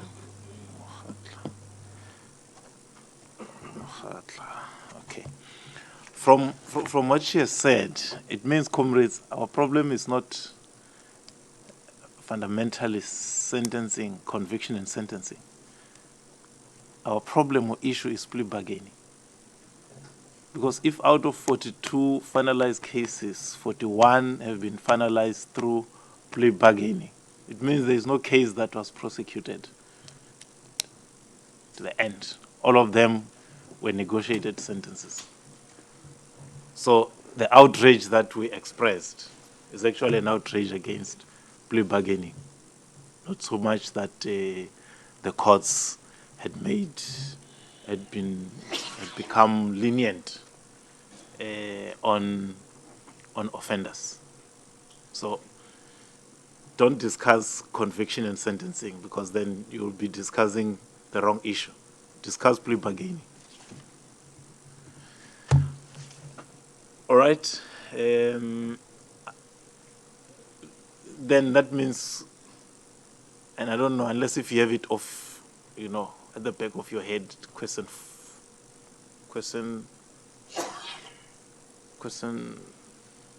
5. Otherwise, it will mean that we may need to get a written presentation, because then you'll have to look at what was presented to us and look at each of those cases that were withdrawn or they declined to prosecute, and then respond to question 5. All right, comrades. Comrade Mente, Ross. Okay.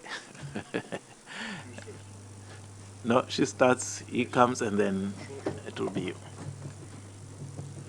Thank you, Chair.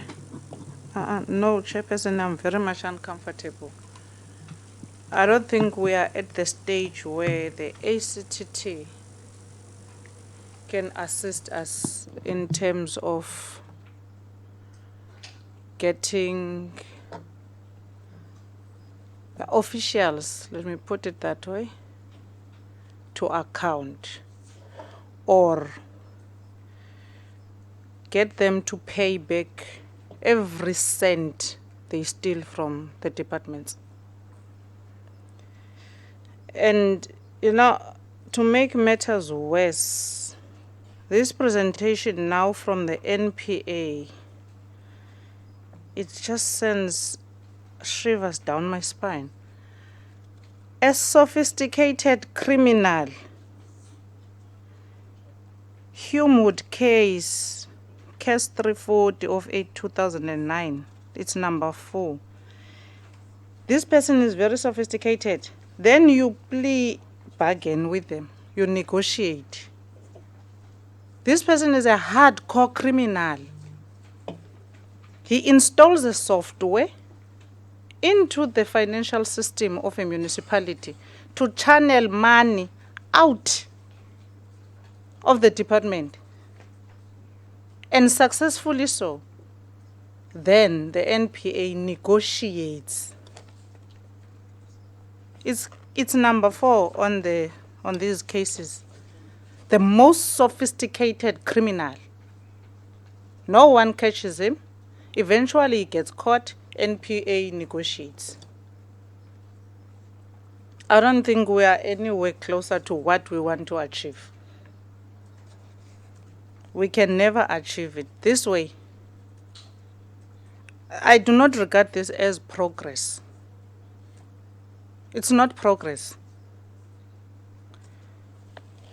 The other one, which is case number 3 of Brooklyn, 28 million. That's the amount the person is charged for. And it's a Chinese national. There's a plea bargain. Only 8 years of imprisonment. 28 million. It's gone. I don't think I am not comfortable, and I don't think ACTT is going to help us until it reconfigures its methods and ways of working. I don't get a sense that we are at that level where we can show the officials that you either get out of your corrupt practices or leave these departments because you're going down. No one is going to go down. Look at Hlela's case. It got frozen at some point where there was little money in the account. He left with lots and lots of money. Chair, I don't know.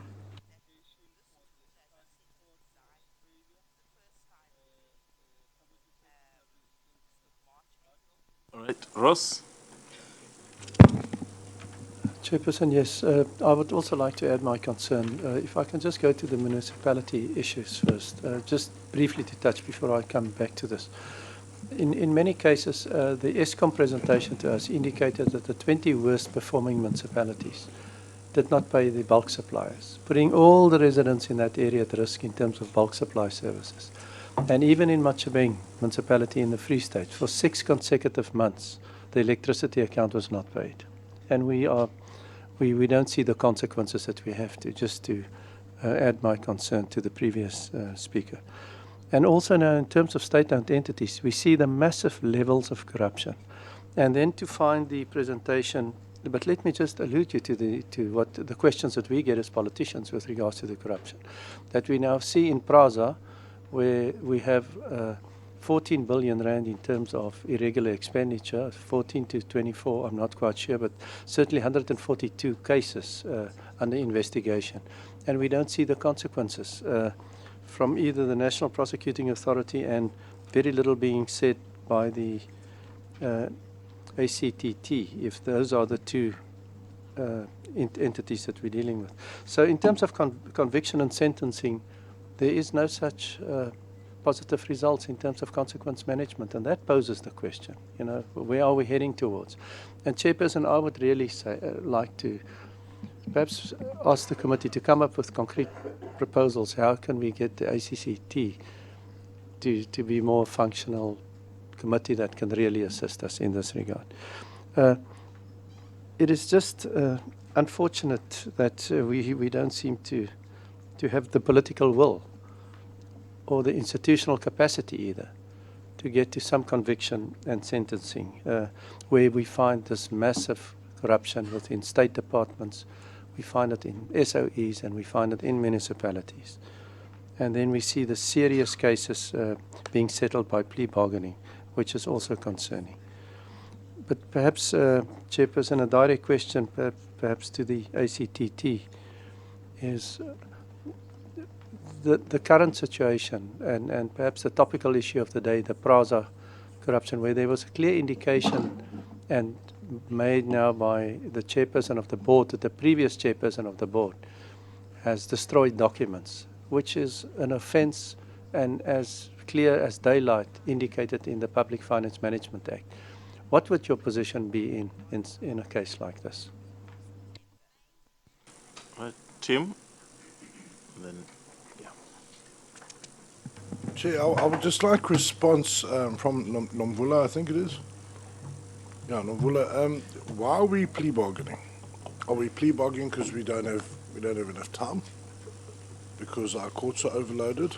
Are we plea bargaining because our cases aren't good? Can you just give us some insight as to why we are plea bargaining? Is it to save time, or is it because our cases aren't good? Because those typically would be the reasons where you would plea bargain.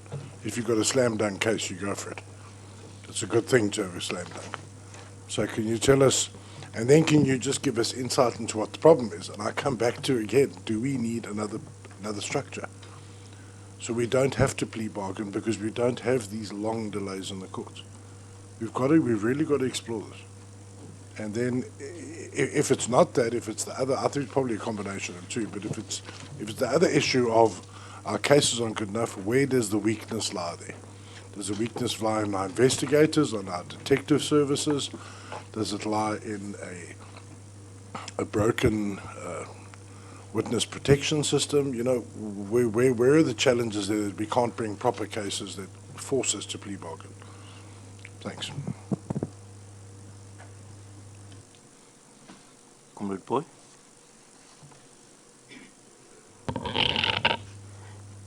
I had made my comment earlier, Chair, to say we either find each other and we assist each other in this type of environment. What's key to us is, you know, if we don't deal with this thing that we foresee, it keeps on coming back as a bigger problem to us. Yes. And part of the challenge and why we invited you was to find solutions and how do we deal with consequences. You see. That's our biggest problem. Consequences in all the things that we hear. We've spent more than 20 years listening to public servants and how finances are being abused.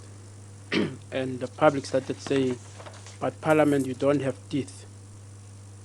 You don't know what you are doing. You see. And we thought that our institutions would be the ones that are going to sharpen our teeth. You see. Now you could hear what members are beginning to say. It seems as if the ATCC is not going to be able to resolve that challenge. Do you think you do have the capacity? Is it the laws that are giving you problems, or what is giving you the problem? So that you could be able to help each other and engage each other. I mean, if you want to walk back, we'll walk back on a number of cases where plea bargaining always presented as a problem. But here we have got a very big challenge. What we're saying, Chairperson, is that you commit the crime in this environment, you make 28 million, next week you're out in the streets and you enjoy your money. That's what this thing is presenting to us. Are we wrong? Convince us that are we wrong in this, when we look at this type of scenario? What are your challenges so that we could work with you in the environment that we are talking about? We don't say transgress the law, but take us through so that we understand what are the challenges that we are confronted with.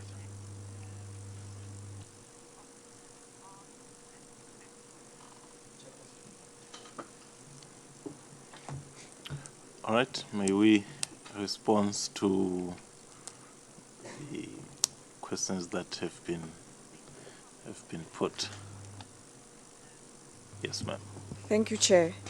Let me start by premising my answer or an attempt to respond with what the NDPP has said in the last meeting or last appearance here, that NPA is going to go back and do and call all these cases and do a review of the cases.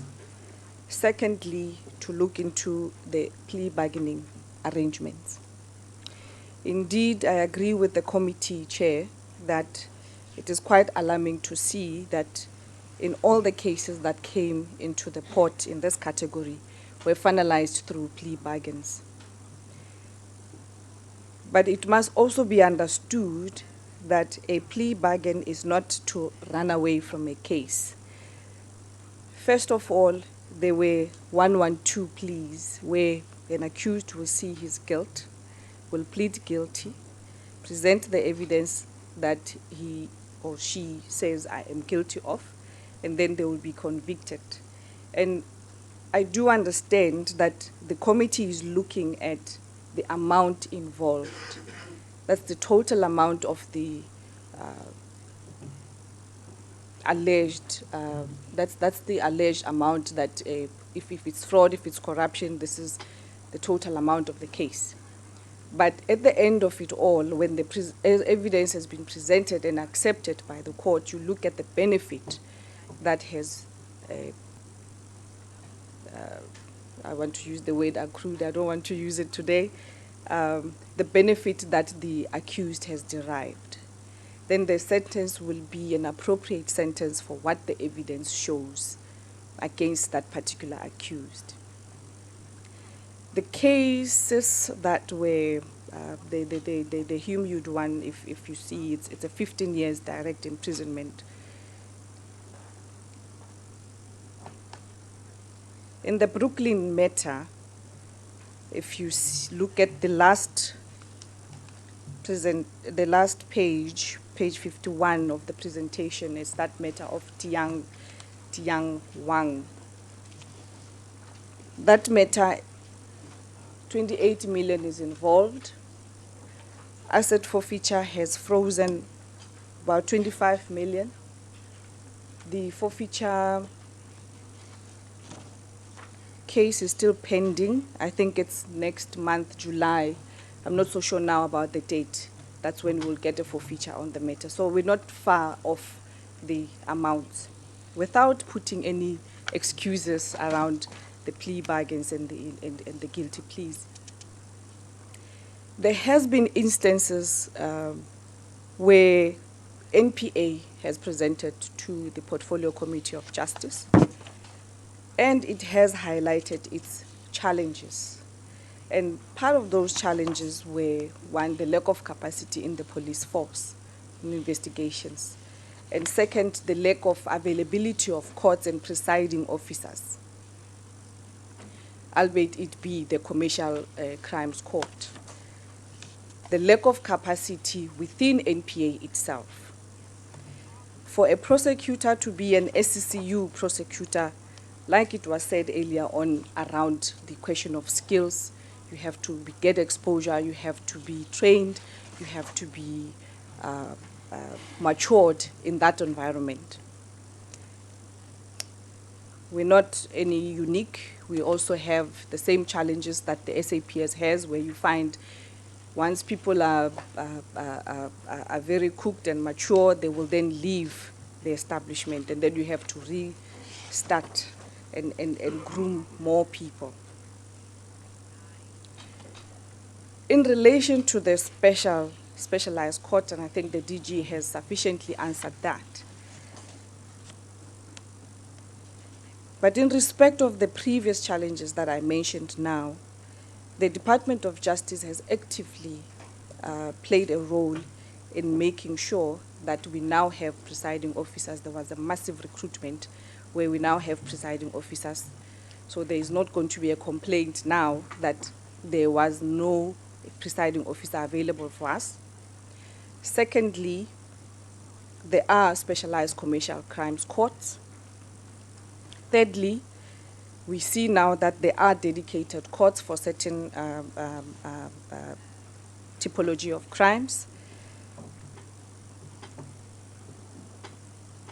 And fourthly, the backlogs.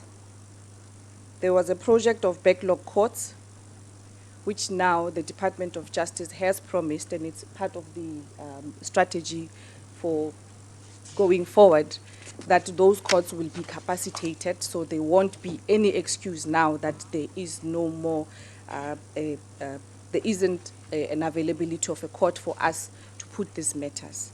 So I would be speculating now to say honorable member, that the reason why we plea bargained in these cases that were finalized were 1, 2, or 3. But I'm just talking now about the challenges and how they are now being addressed. The 105A plea bargaining, it's being reviewed. It is a concern for NPA as well that in most of the cases that were done investigated within ACTT has been done through plea bargains. But at the same time, there should be accolades that go then to the investigations that the accused then can now see that there is no way that I'm going to be fighting this case. I'd rather than plead guilty now than face the shame of being put through a full-blown trial and lose everything that I ever had, even though it's the clean money. In respect of the, I did answer that one, the specialized structures. There was a question which we deliberated on a few days ago, DG, when we were addressing the very issues that the committee is concerned about. That do we need a specialized structure or another structure to deal with corruption in this country? And through those deliberations, it emerged that we do not necessarily then need a new structure. We just need to strengthen the structures that we have. And I'm happy that the committee chair is seeing that we lack that gel that puts us together. And that gel that puts us together goes now back to the DG where the money then comes in as well. Because if we lack the capacity, we would not have the luxury of giving off or giving our resources into the ACCT team. Because in as much as we have the ACCT team, we still have other duties that we have to fulfill in terms of our mandate within the structures that we belong to. Then the other challenges will be operational challenges, where we find that my enabling legislation go up to a particular point and I have to rely on my ACTT partner to carry the baton from point C to D and so forth and so forth and so forth.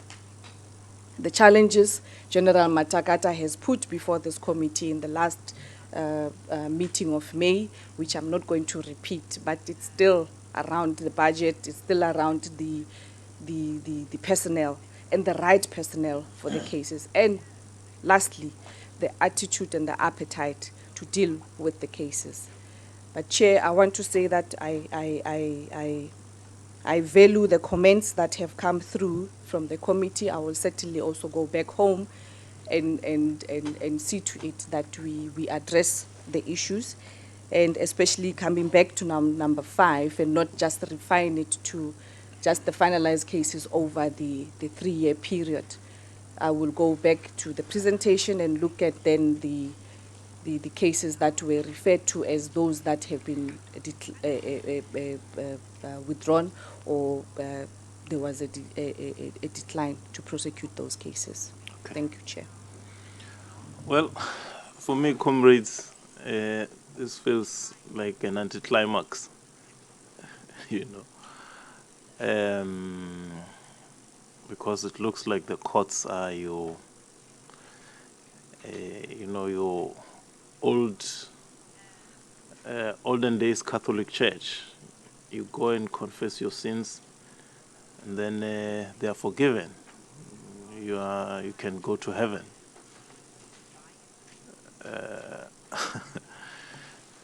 I think we're back to square one, comrades. It just cannot be that of the cases that are finalized, they have all been finalized through plea bargaining. I think that and that alone puts a huge question mark on the work that the ACTT does and the confidence that we should have that it is indeed the lead instrument in the fight against corruption. I think I'm stumped if I was playing cricket. I'm struggling. How do we take the discussion forward? There we are. Yes, comrade.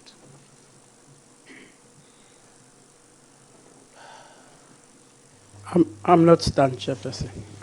Oh, great. Yeah, no, I'm not, because that's why I was saying to the whole structure, reflect the challenges that we have.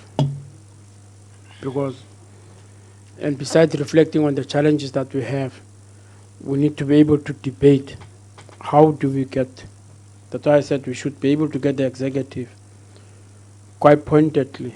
I mean, I don't want to put them on spot extensively, but let's get the executive to come and assist us to move forward.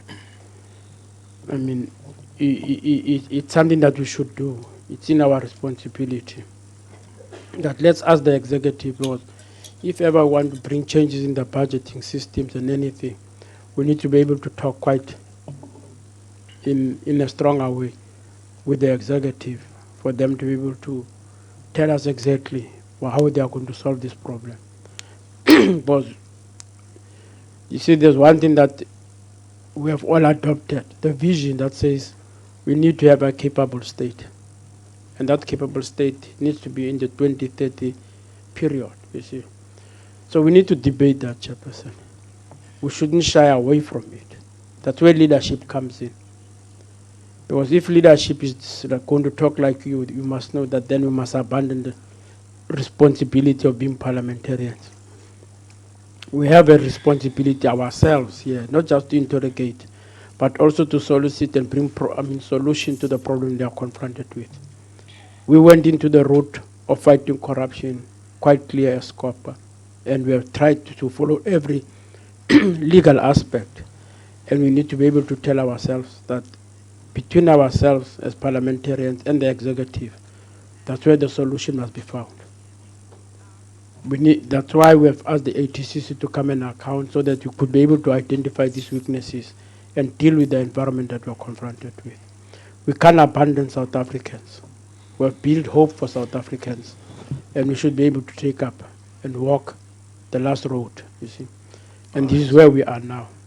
I'm just suggesting that let's get a stronger reflection of all these weaknesses in writing, and we get the executive to come and talk to us. And that will be the minister in the president's office who's heading the team here, Honorable Jeff, to come and talk to us that have they seen these problems and what have they done, you see. Okay.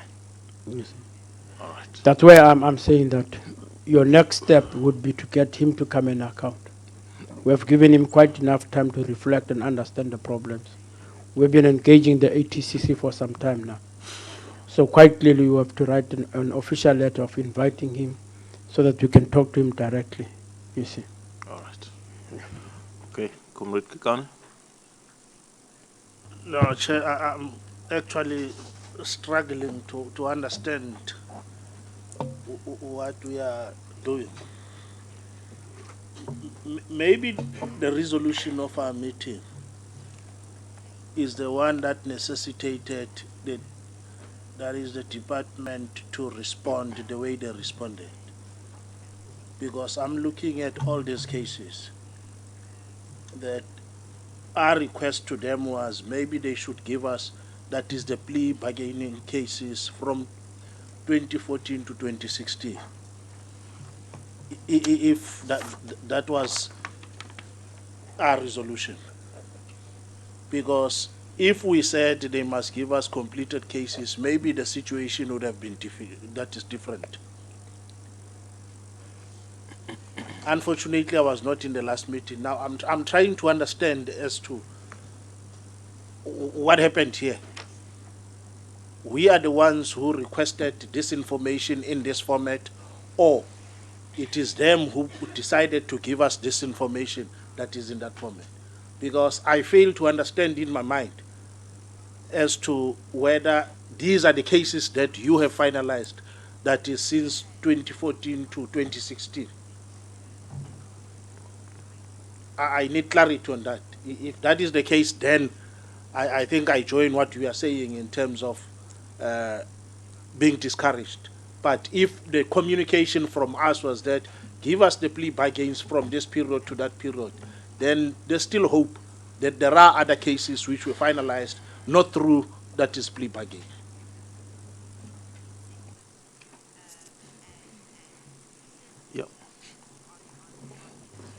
Chairperson, the answers that I've given today are limited to the cases that were finalized in the 3 reporting periods, emanating from the list that was then given to the committee in the last meeting. So it is of those cases that were presented in this committee, which were finalized through plea bargain or guilty pleas. And I said 41 of the cases were negotiated, guilty plea or 105A, which is a plea bargain. 29 of the cases is guilty pleas. 12 of the cases are negotiated. Guilty plea, you plead guilty, you understand, and all of that. 105, you have an attorney representing you, there are negotiations, then toing and froing, and then it's then put to the court, and the court will accept that if it's satisfied with what is put before it. So what I said earlier was that I will go back and with the fine-tooth comb go through the cases that the chairperson says NPA presented as these ones were withdrawn, these ones we declined to prosecute. And then I will then come back and give an account on that, whether coming back in the next meeting or sending them through to the committee. All right. Yes, comrade. You see, ma'am, even the head, Sean, was shocked the last time he was here when facts were presented to him, you see. That's where it comes from. It's not something that we smuggle through the air or administratively wrong writing. It's quite frank that all, as a body that was seated here, he made it quite clear that he didn't, but we were asking the cases in the nature they were written up, that there were cases where prosecutors would decline to prosecute and cases where there would be plea bargains. So it's been quite a number of issues that were raised, you see. So we shouldn't blame it on administration. But the shock is here, that all of us can see that where we would have thought that the consequences would come from, and the amounts, you see, because the Hlela amount, the 1.8 billion was majorly concerned, and in the breakdown it still stuck to the same thing, that there is something wrong with the system, not within the individual, with the system that which the Commissioner Moyeni raised about skills and all those things today. But I'm just saying that we need to systematize our presentation, and we would want to challenge the executive when it comes to this type of an environment, because it does make it quite clear that the institutions that we are supposed to trust to fight, I mean, either auditing or whatever you want to term it, it's not going to be easy for us to convince our people that you can't do your job, you see. That's what is simple going to do. When I go out and talk to the voters, and I say to them, we can't fight corruption because NPA and what, nobody can do the job, you see. I listened to one politician over the weekend who says institutions are not able to deliver. I'll go to the Constitutional Court. You don't want that type of an environment. You want institutions and individuals that are entrusted with this responsibility to be seen that we can be able to do the work that is in front of us. And I don't doubt that within this engagement, we are going to find each other. There is a platform. We are going to work around the clock to get things to become more sharper and improved in the way that we foresee it. That's why I was interrogating that CARA account, you see, because I'm interested in that account to see if it can become part of the solution than the way it's being managed. From a parliamentary point of view, not from an individual point of view.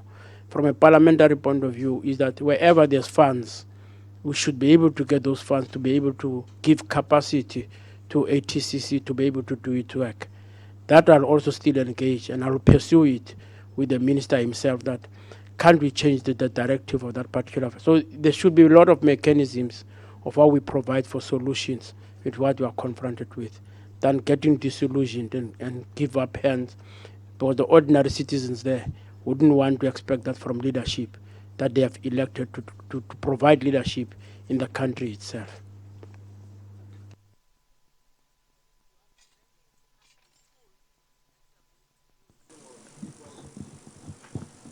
Getting into structure yet, Chair. No, it was whatever was said, there was a reaction to what she presented. Yes. Okay. And that's where we are, the last presentation that she has made.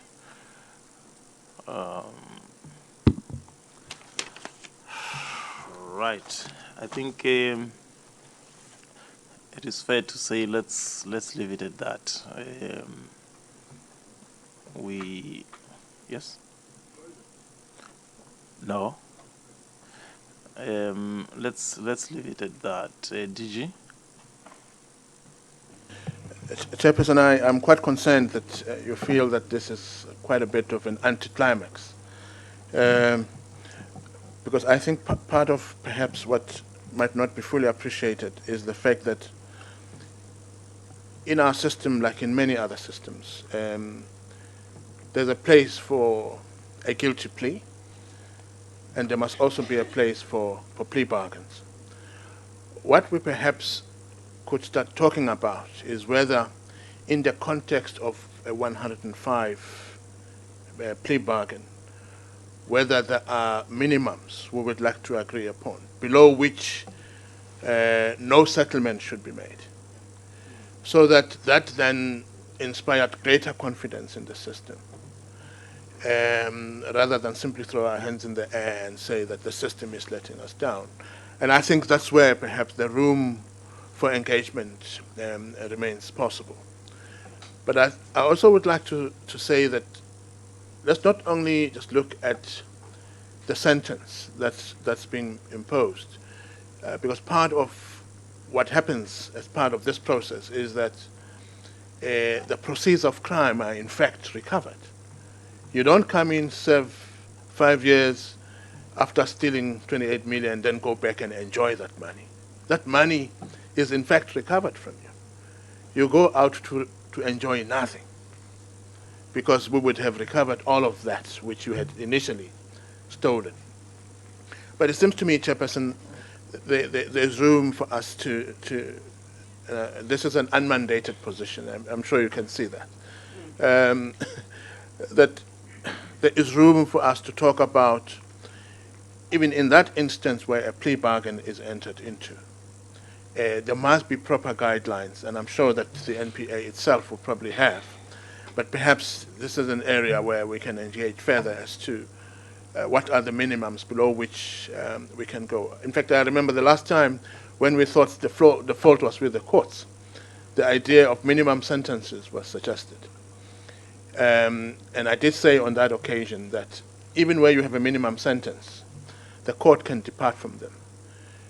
But this is one instance where, outside the judiciary, if the parties agree that that agreement can be based on a minimum below which the prosecution should agree. If anything below that, you'd rather go for a full trial.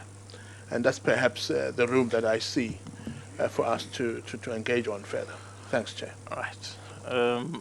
Yeah, no, it's fine. I'll give you. No, you see, DG, the issues you are raising are not issues that I don't think that we're necessarily blinded by emotions and not thinking. The disappointment arises precisely from the fact that the things you are suggesting now are not part of your presentation, which means when you sit and consider these facts that you are giving to us, they don't make you to think, so that when you come to us, you say, this is what has happened, these are the gaps that we're seeing, this is what we're suggesting. It's almost like we're waking you up. Because even when you gave the presentation last time about the sentencing, it was our prodding that said, but what is wrong with this? And none of you could tell us that, no, these sentences are a product of plea bargaining. It was only when we had to say, can you go and check? Then you check, you realize, okay, this is plea bargaining. And now the next question is, okay, so what? You know, I think for me, that is where the disappointment is. Because you deal with these things, you meet, plan, evaluate. What do you see? What do you do? I think that's where I am. We need to be proactive rather than we can move to the extent that we're pushed. Otherwise, because even ourselves as a committee, when we write our report, we need to be saying, what do we suggest need to be done? So we're not only meeting with you, talking, expressing frustration and happiness, or happiness, and then it ends there. We also contribute in terms of suggestions, but we want those who are employed and who deal with these things on a daily basis to be the ones who are able to sum up their experiences and say, this is what we see, this is what we think needs to be done. I think that's where I'm at. Comrade Kika?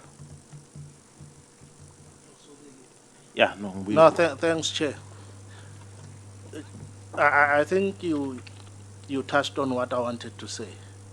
That DG, in actual fact, we wanted to respond to the narrative out there. The narrative out there is that crime in South Africa is very high, and corruption in particular.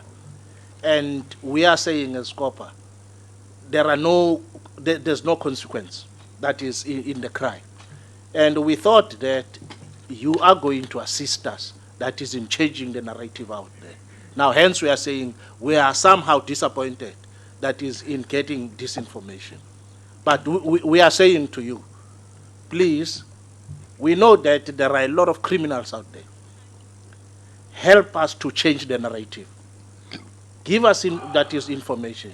Because what we have seen also as a committee is that the information that we request from that is departments is so selective. And we'll have to dig up until we get that information. If we are doing that, if you are doing your work, please present that is those facts to us so that we can go out and indicate that is to the communities. That no, that's not the picture. Unfortunately, this is what you are getting that is from the media. But this is the information that you are not, that is getting, the actual or factual information. But unfortunately, if we get this information, it confirms that narrative that the law enforcement agencies are also not doing anything that is about the corruption that is engulfing our country. We are saying, yes, we know that there would be plea bargains. We understand that there are shortcomings in the systems, there are quite a number of issues. But there are other cases when you look at them here that you feel, no, on this one, I think we should have done better. All what we are requesting from you is please assist us in dealing with that is this clout. Because everybody now is talking about South Africa being soft, that is on corruption. And we are saying, unfortunately, that is not good for the image of our country. We are saying, together with yourselves, let's go out there and change the image of our country. We were excited when we discovered that there's this committee, ACTT. We said, now we can communicate that is the correct information about the country, that it's not as bad as people think. But if we get such information, it's really, really disappointing. Okay. Thanks, Chair. Comrade Mente? Thanks, Chair. Now, DG, with your suggestions, and I think we need to look at a message that we need to send out, a preventative measure. We can put a cap on how much do we go for a plea bargain. But the principle here is that corruption. Can we put a cap on someone who steals a 1 rand from an old granny who is supposed to buy bread? Simply because it's a 1 rand, it's not 1 million rand, then we put a cap. The issue here is that it's the principle. These people have stolen money, deprived poor people of their benefits. This is the money of the public. which is supposed to be assisting people to put shelter on them, to give them education, to give them all the services, the basic services that we need. That's the problem we're having.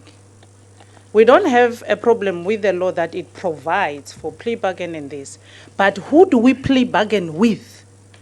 There is an intention. These people don't just wake up and be coerced into stealing. They have an intention of wealth. Their own families must be reached. Or when they leave government, they must be at a certain level of wealth. They must have accumulated so much money. And so much money of who? Poor people that need to be fed, that need to be sheltered, that need to go to school. That's the problem we have. And the trust we have in the ACTT is that they are looking at that principle. If you say Hlela takes 1.3 billion, he gets 10 years of imprisonment. When his account is frozen, it's less than 1 million.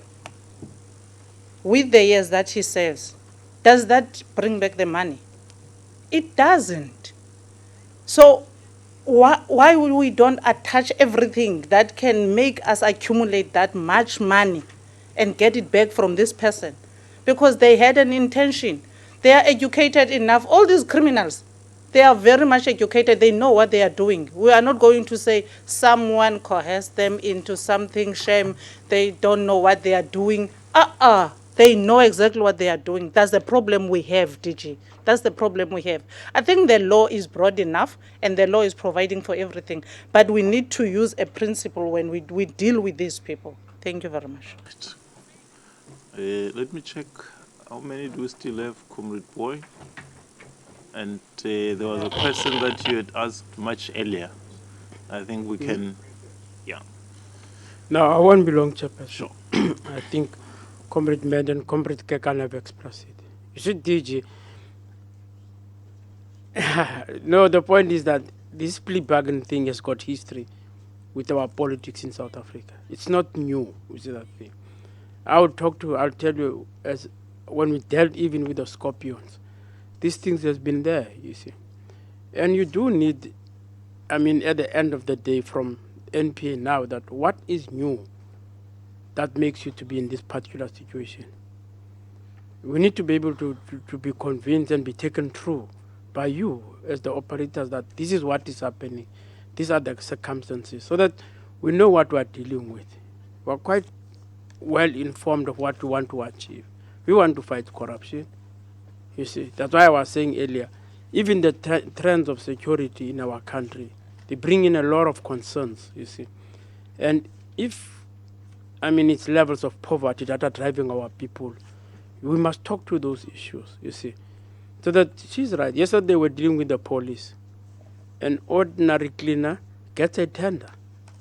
And you can't understand how does a cleaner and tender come to agree. And it continues like that in the police, in a police station, in KZN.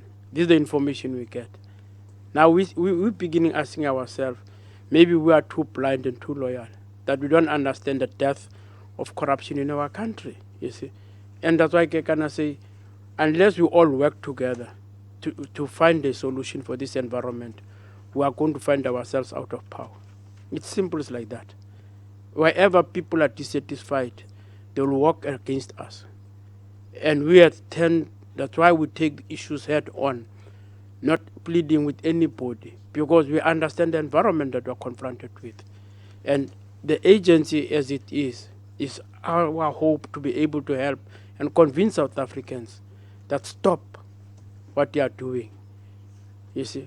Because if ever a civil servant is there in the service and doesn't do what is being expected of him or her, and end up taking around about 1 billion, a lieutenant general takes 1 billion, how do you explain that, you see?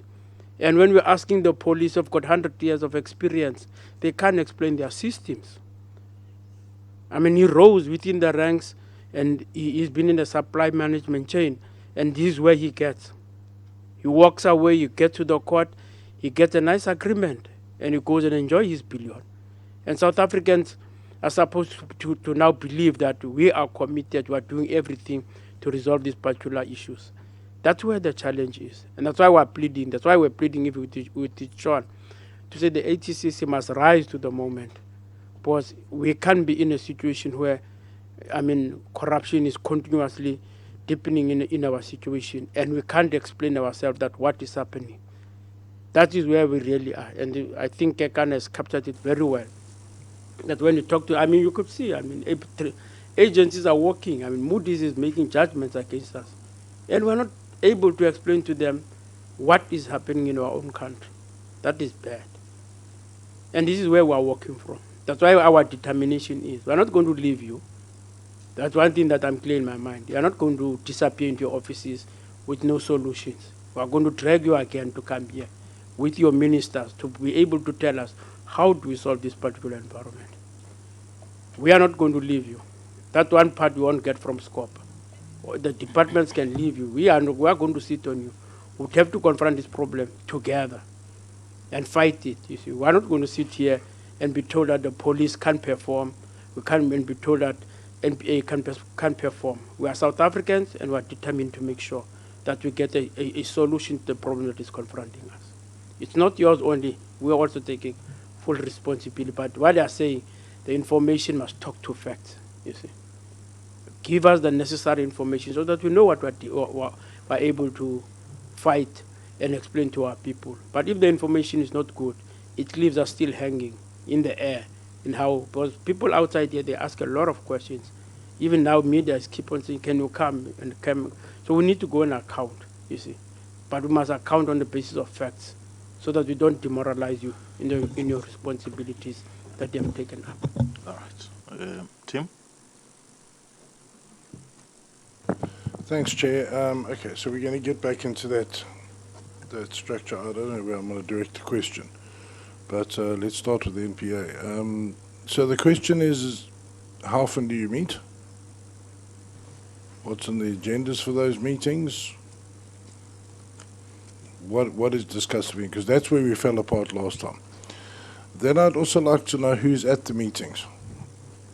And I'm very concerned that I believe that advocates Jiba and Mruabi still attend meetings. I'd like you to place on the record as to whether they do or not. And also Lepenka.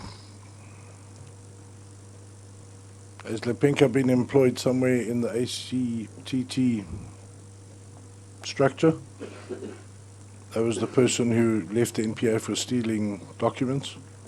Can I get clarity on that? So what is your structure? How often do you meet? And then who is there? And can you please come on record on those three people? Thank you. Who was the third person? I just missed the name. Who's the third person? I just missed the name. Lepenka. Oh, okay.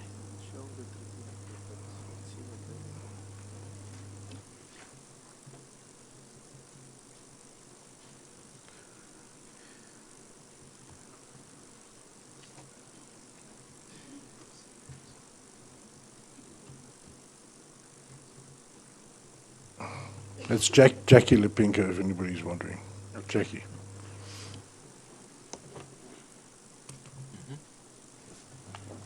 Thank you, Chair, for the opportunity. As far as I remember, the questions were asked in the last meeting, and the NDPP gave an answer to them. Let me start with the ACTT. How often do we meet as the anti-corruption task team? There are various engagements within ACTT. There's a meeting of principals, which has an agenda, which gets to be called by the head of DPCI as the convener, and the attendees of the meeting are the heads of the departments are on the first page of the presentation. It's supposed to be attended at DG level, but it being understood that DGs attend several fora, then they will send a representative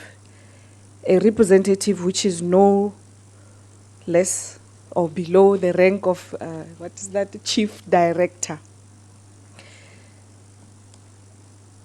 There are minutes that are kept. We have a secretariat, and the secretariat resides in the office of the DPCI. There are operational meetings that do take place. If you look at slide, the last pages of the presentation, 51 to 49, you will see PC number. This is a meeting where PC numbers will be allocated to certain cases once they meet the criteria of the output 3 cases, which are corruption cases that are 5 million and above. Once they meet the criteria, then they will allocate a PC number, and out of that, there's a case plan as to how the matter should proceed, and so forth and so forth. We don't get to see the minutes of those meetings unless, if they keep minutes, then they will tell us. But those are operational meetings where they talk about case strategies and so forth and so forth. The only time that the happenings in those meetings would come to our attention is where maybe there's a difference on which case strategy to follow, whether we follow the cars, we follow the house, we follow the money, or we proceed with the criminal prosecution and so forth and so forth.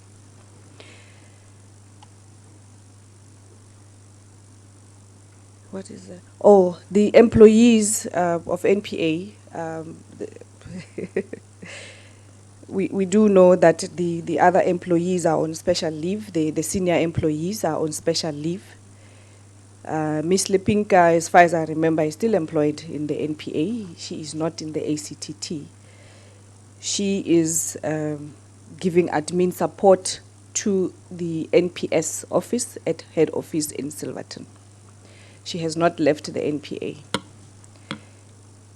Insofar as the senior officials attending meetings at ACTT, there was an instance, yes, one meeting where one arrived to the meeting, but according to the NDPP's answer in the previous meeting is that whenever there are issues that they have to give input to because of their involvement in the matter, they will then be called, but they are only called when they are needed in the office and to do certain tasks allocated to them by the NDPP. Or the frequency of the meetings. We're supposed to be meeting every month, and we had chosen every first Monday of every month for the executive ACTT meetings, which is attended at levels higher than chief director, to DG, to head of SIU, to NDPP or representative. Okay. Right. General Kano, are we ready?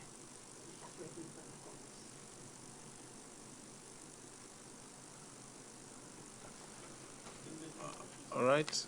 Can we, maybe comrades, in the meantime, maybe you can continue, and we.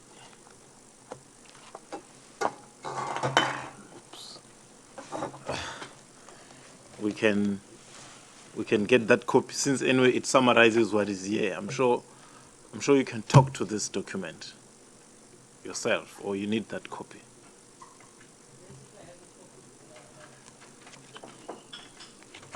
I think if we have the summarization, it will encapsulate everything, because we are not going to address the issues. What I mean is, do you have the copy in your head? No. I can take it from my phone, but I have to put my phone on. There's the other problem.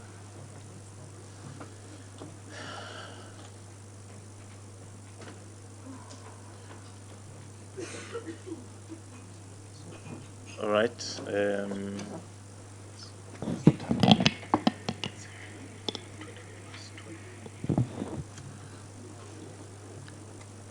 All right. Maybe I can put my phone on and on silent chair and deal with it. there was a question to the FIC. Maybe you could talk to it in the meantime.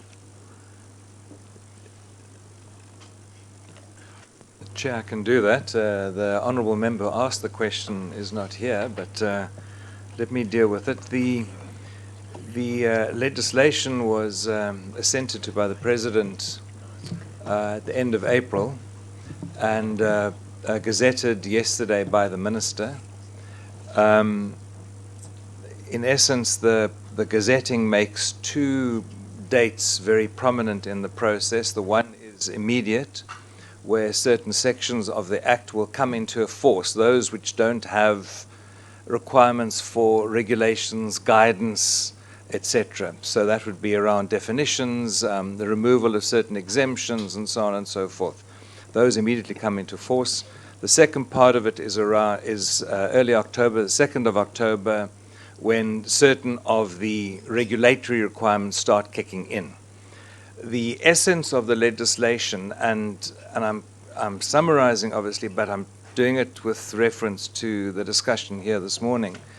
It introduces a risk-based approach to the entire anti-money laundering counter-terrorism system, and that risk-based approach is then dependent on two key components. The first component is that all of the businesses, financial institutions, and others that are fall under the Act have to adopt a risk-based approach and apply it within their institutions, and that compliance will be tested on a continuous basis.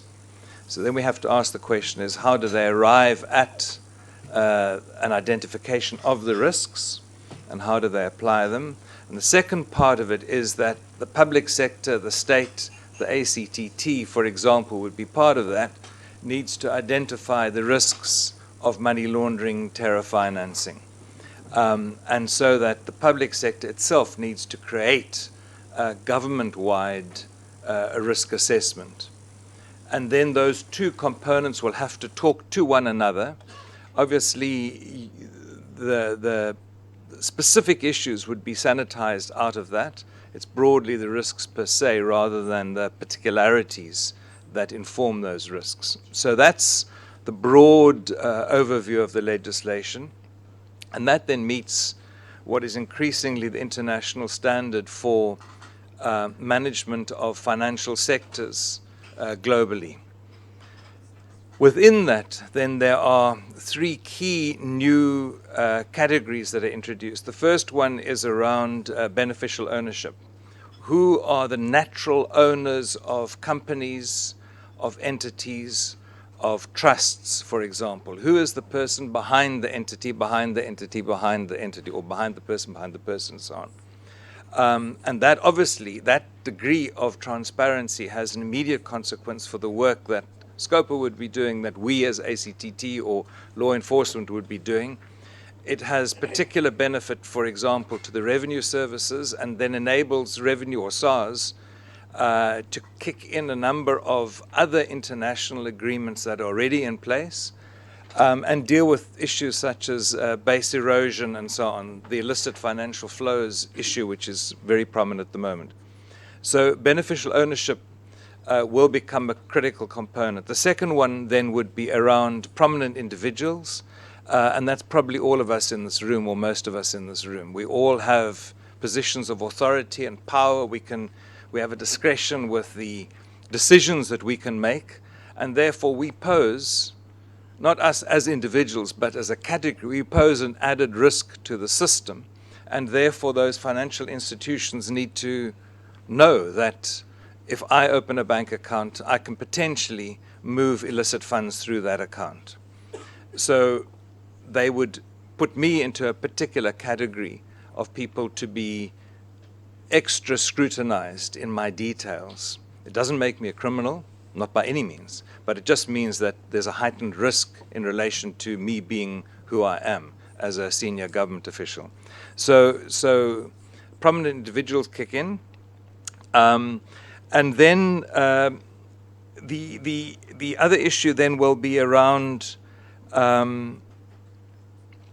know your customer, which is linked then to all of these things, making provision that the financial institutions and others will be able to go to a central hub that they can begin to draw on to know their customers. So in other words, making it easier for them to identify individuals and not have to go through all sorts of tick box, where's your home, where's your utility bill, all the other FICA-ing stuff of the past. So the idea is to try and make it more customer friendly, but at the same time more rigorous in the process. The challenges going forward are going to be that that KYC, that customer hub, needs to be constructed. There's been engagement now for more than a year to construct that, which is a confidential base of individuals and their key details. The other one would be the beneficial ownership of companies. That will require the CIPC, SABC, to play a role with the register of companies, and also the Master's Office, all around the trust issues, and beginning to pull all of those details together.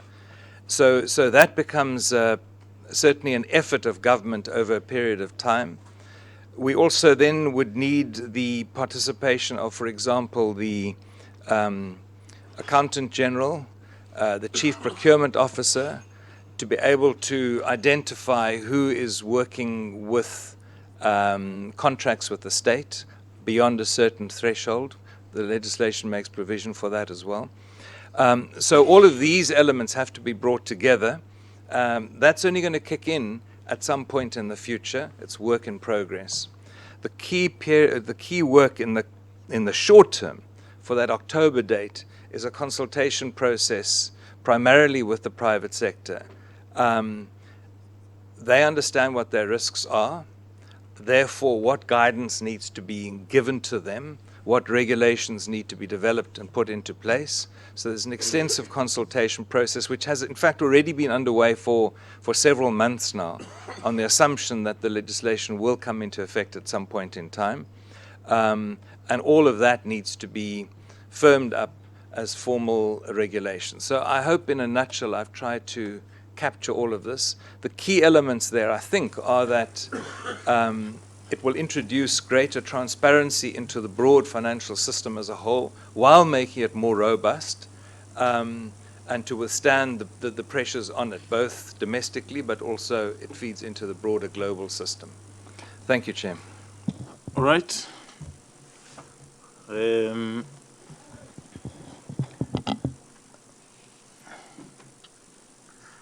I'm not sure if we will need a comfort break or we'll need to end the meeting, because we can't wait for that one pager forever. Anyway, what we're going to get from General Kana would have been a summary of the investigations they are doing in the provincial departments as well as national departments. So it will be, speak of the angels, here they appear. Right.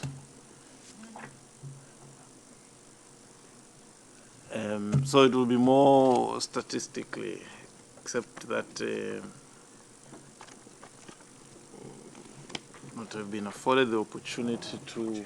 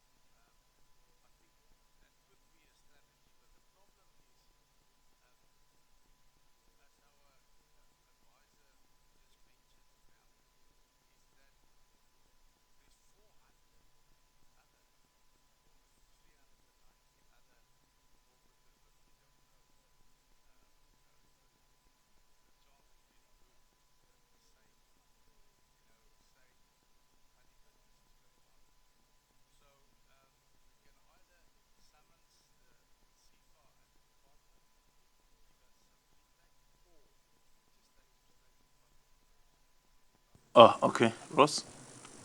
Chairperson, if I can ask a question on the last presentation, will it be allowed quickly? Yeah. Just in terms of the FICA Act and perhaps the concern of over-regulation, especially a concern from the private sector, is there different requirements for different sectors in the Act, or is it a uniform Act in terms of the applicable regulations? Chair, I can pick up on that. Certainly in the crafting of the amendments, it has taken that issue into account.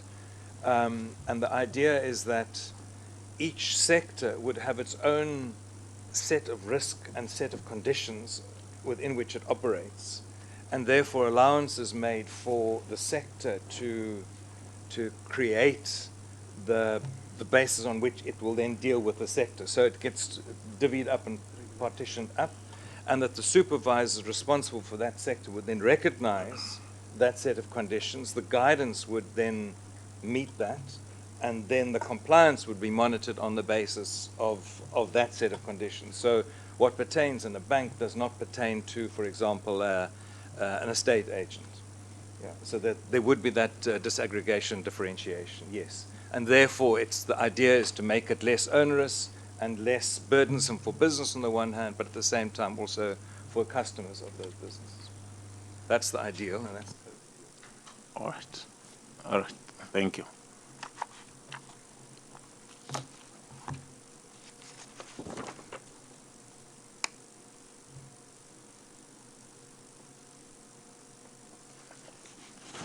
Yes, John. We're in your hands. Thank you, Chair. Chair, just the global picture for the departmental cases. Nationally, the national departments, there's 31 cases on hand, of which 1 is before court, 28 is under investigation, and 2 is with the prosecutors for decision. That's from page 4. I'm sorry. Yeah, slide 4. Yeah. Chair, with your permission, the pie chart is just an illustrative way of putting this picture that I spoke to now. And then I don't know whether the members can just take notice of the breakdown, or do I need to read it out? I'm in your hands. What do you think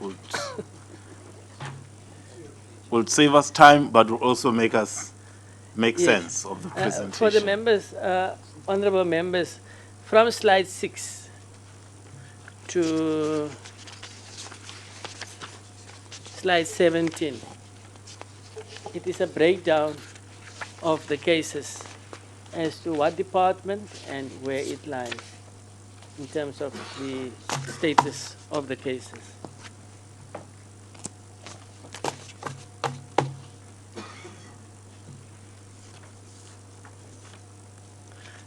I will then proceed to what I will call slide 18. And slide 18 is the cases that lies within the provincial offices coming from the provincial departments. There are 284 cases on hand, of which 98 cases is before the courts, 131 is under investigation, and 55 has been referred to the prosecutors for their decision on it.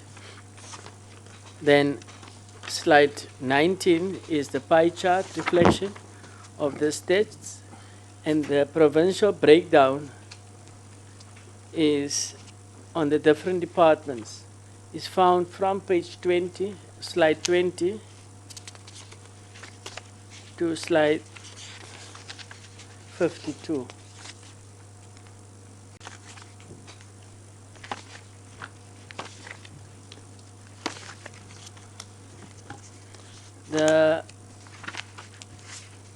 When we do the challenges is the same as which I dealt with earlier.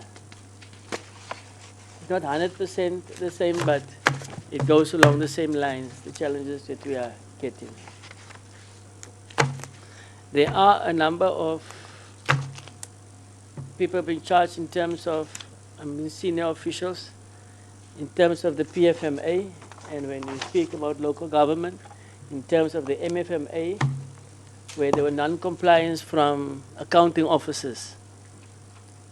And those lists have been supplied to Ms. Nkabinde, and she said she will make it available to the members afterwards, General. All right. Okay. Yes, Tim?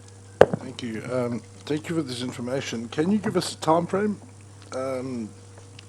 Obviously, you give us a summary, which is great, but do you have any idea which is the longest case that we have here that's outstanding, the longest one, or not? Yeah, I'm just trying to get an idea of, you know, for instance, so if you tell us that there are 31 cases on hand nationally and X amount are with the courts and X amount is still in investigation. Okay, in that example, 31 cases on hand, 28 under investigation. My question is how long have they been under investigation?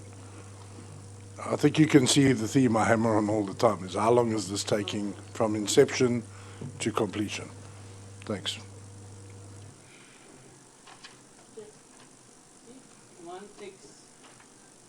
Sorry, Chair. If one takes a look at this list, the case number, if we should take this list and just look at the case number, Mangaung case, 24/12/2009, just to answer the question, that would give you an indication. The case was first registered in December 2009, meaning the investigation started then. It may not have started at DPCI. I can't now say where it started, but the case started then. The case number is always an indication of when it was first initiated. Chair, I'm so sorry. Let me just say, sorry, Chair. What I just summarized now, this is a summary of the document listed, named Government List of Investigations, DPCI, Government Departments, June 2017.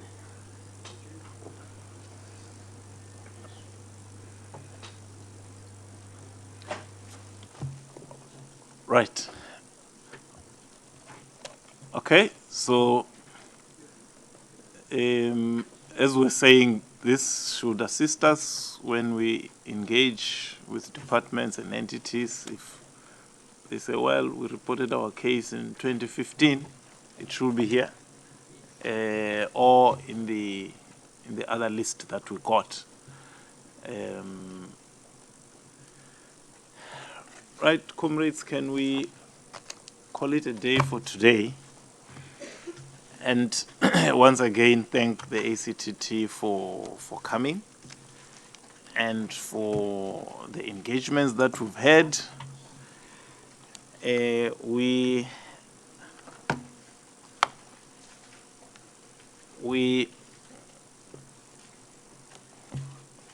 have gone some strides further into the core issues that inform the work that we have an interest in. I'm sure we have said that we should meet on a quarterly basis.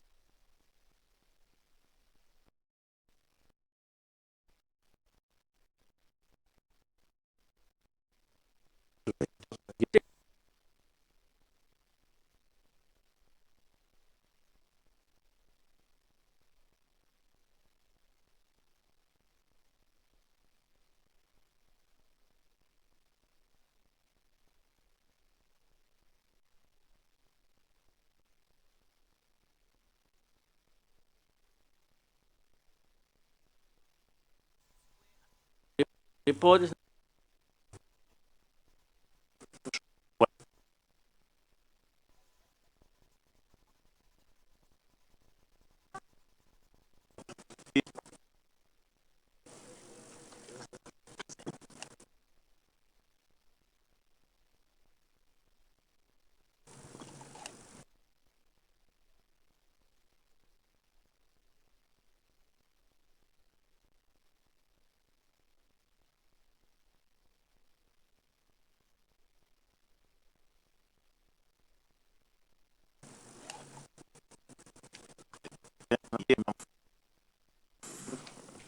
the Department of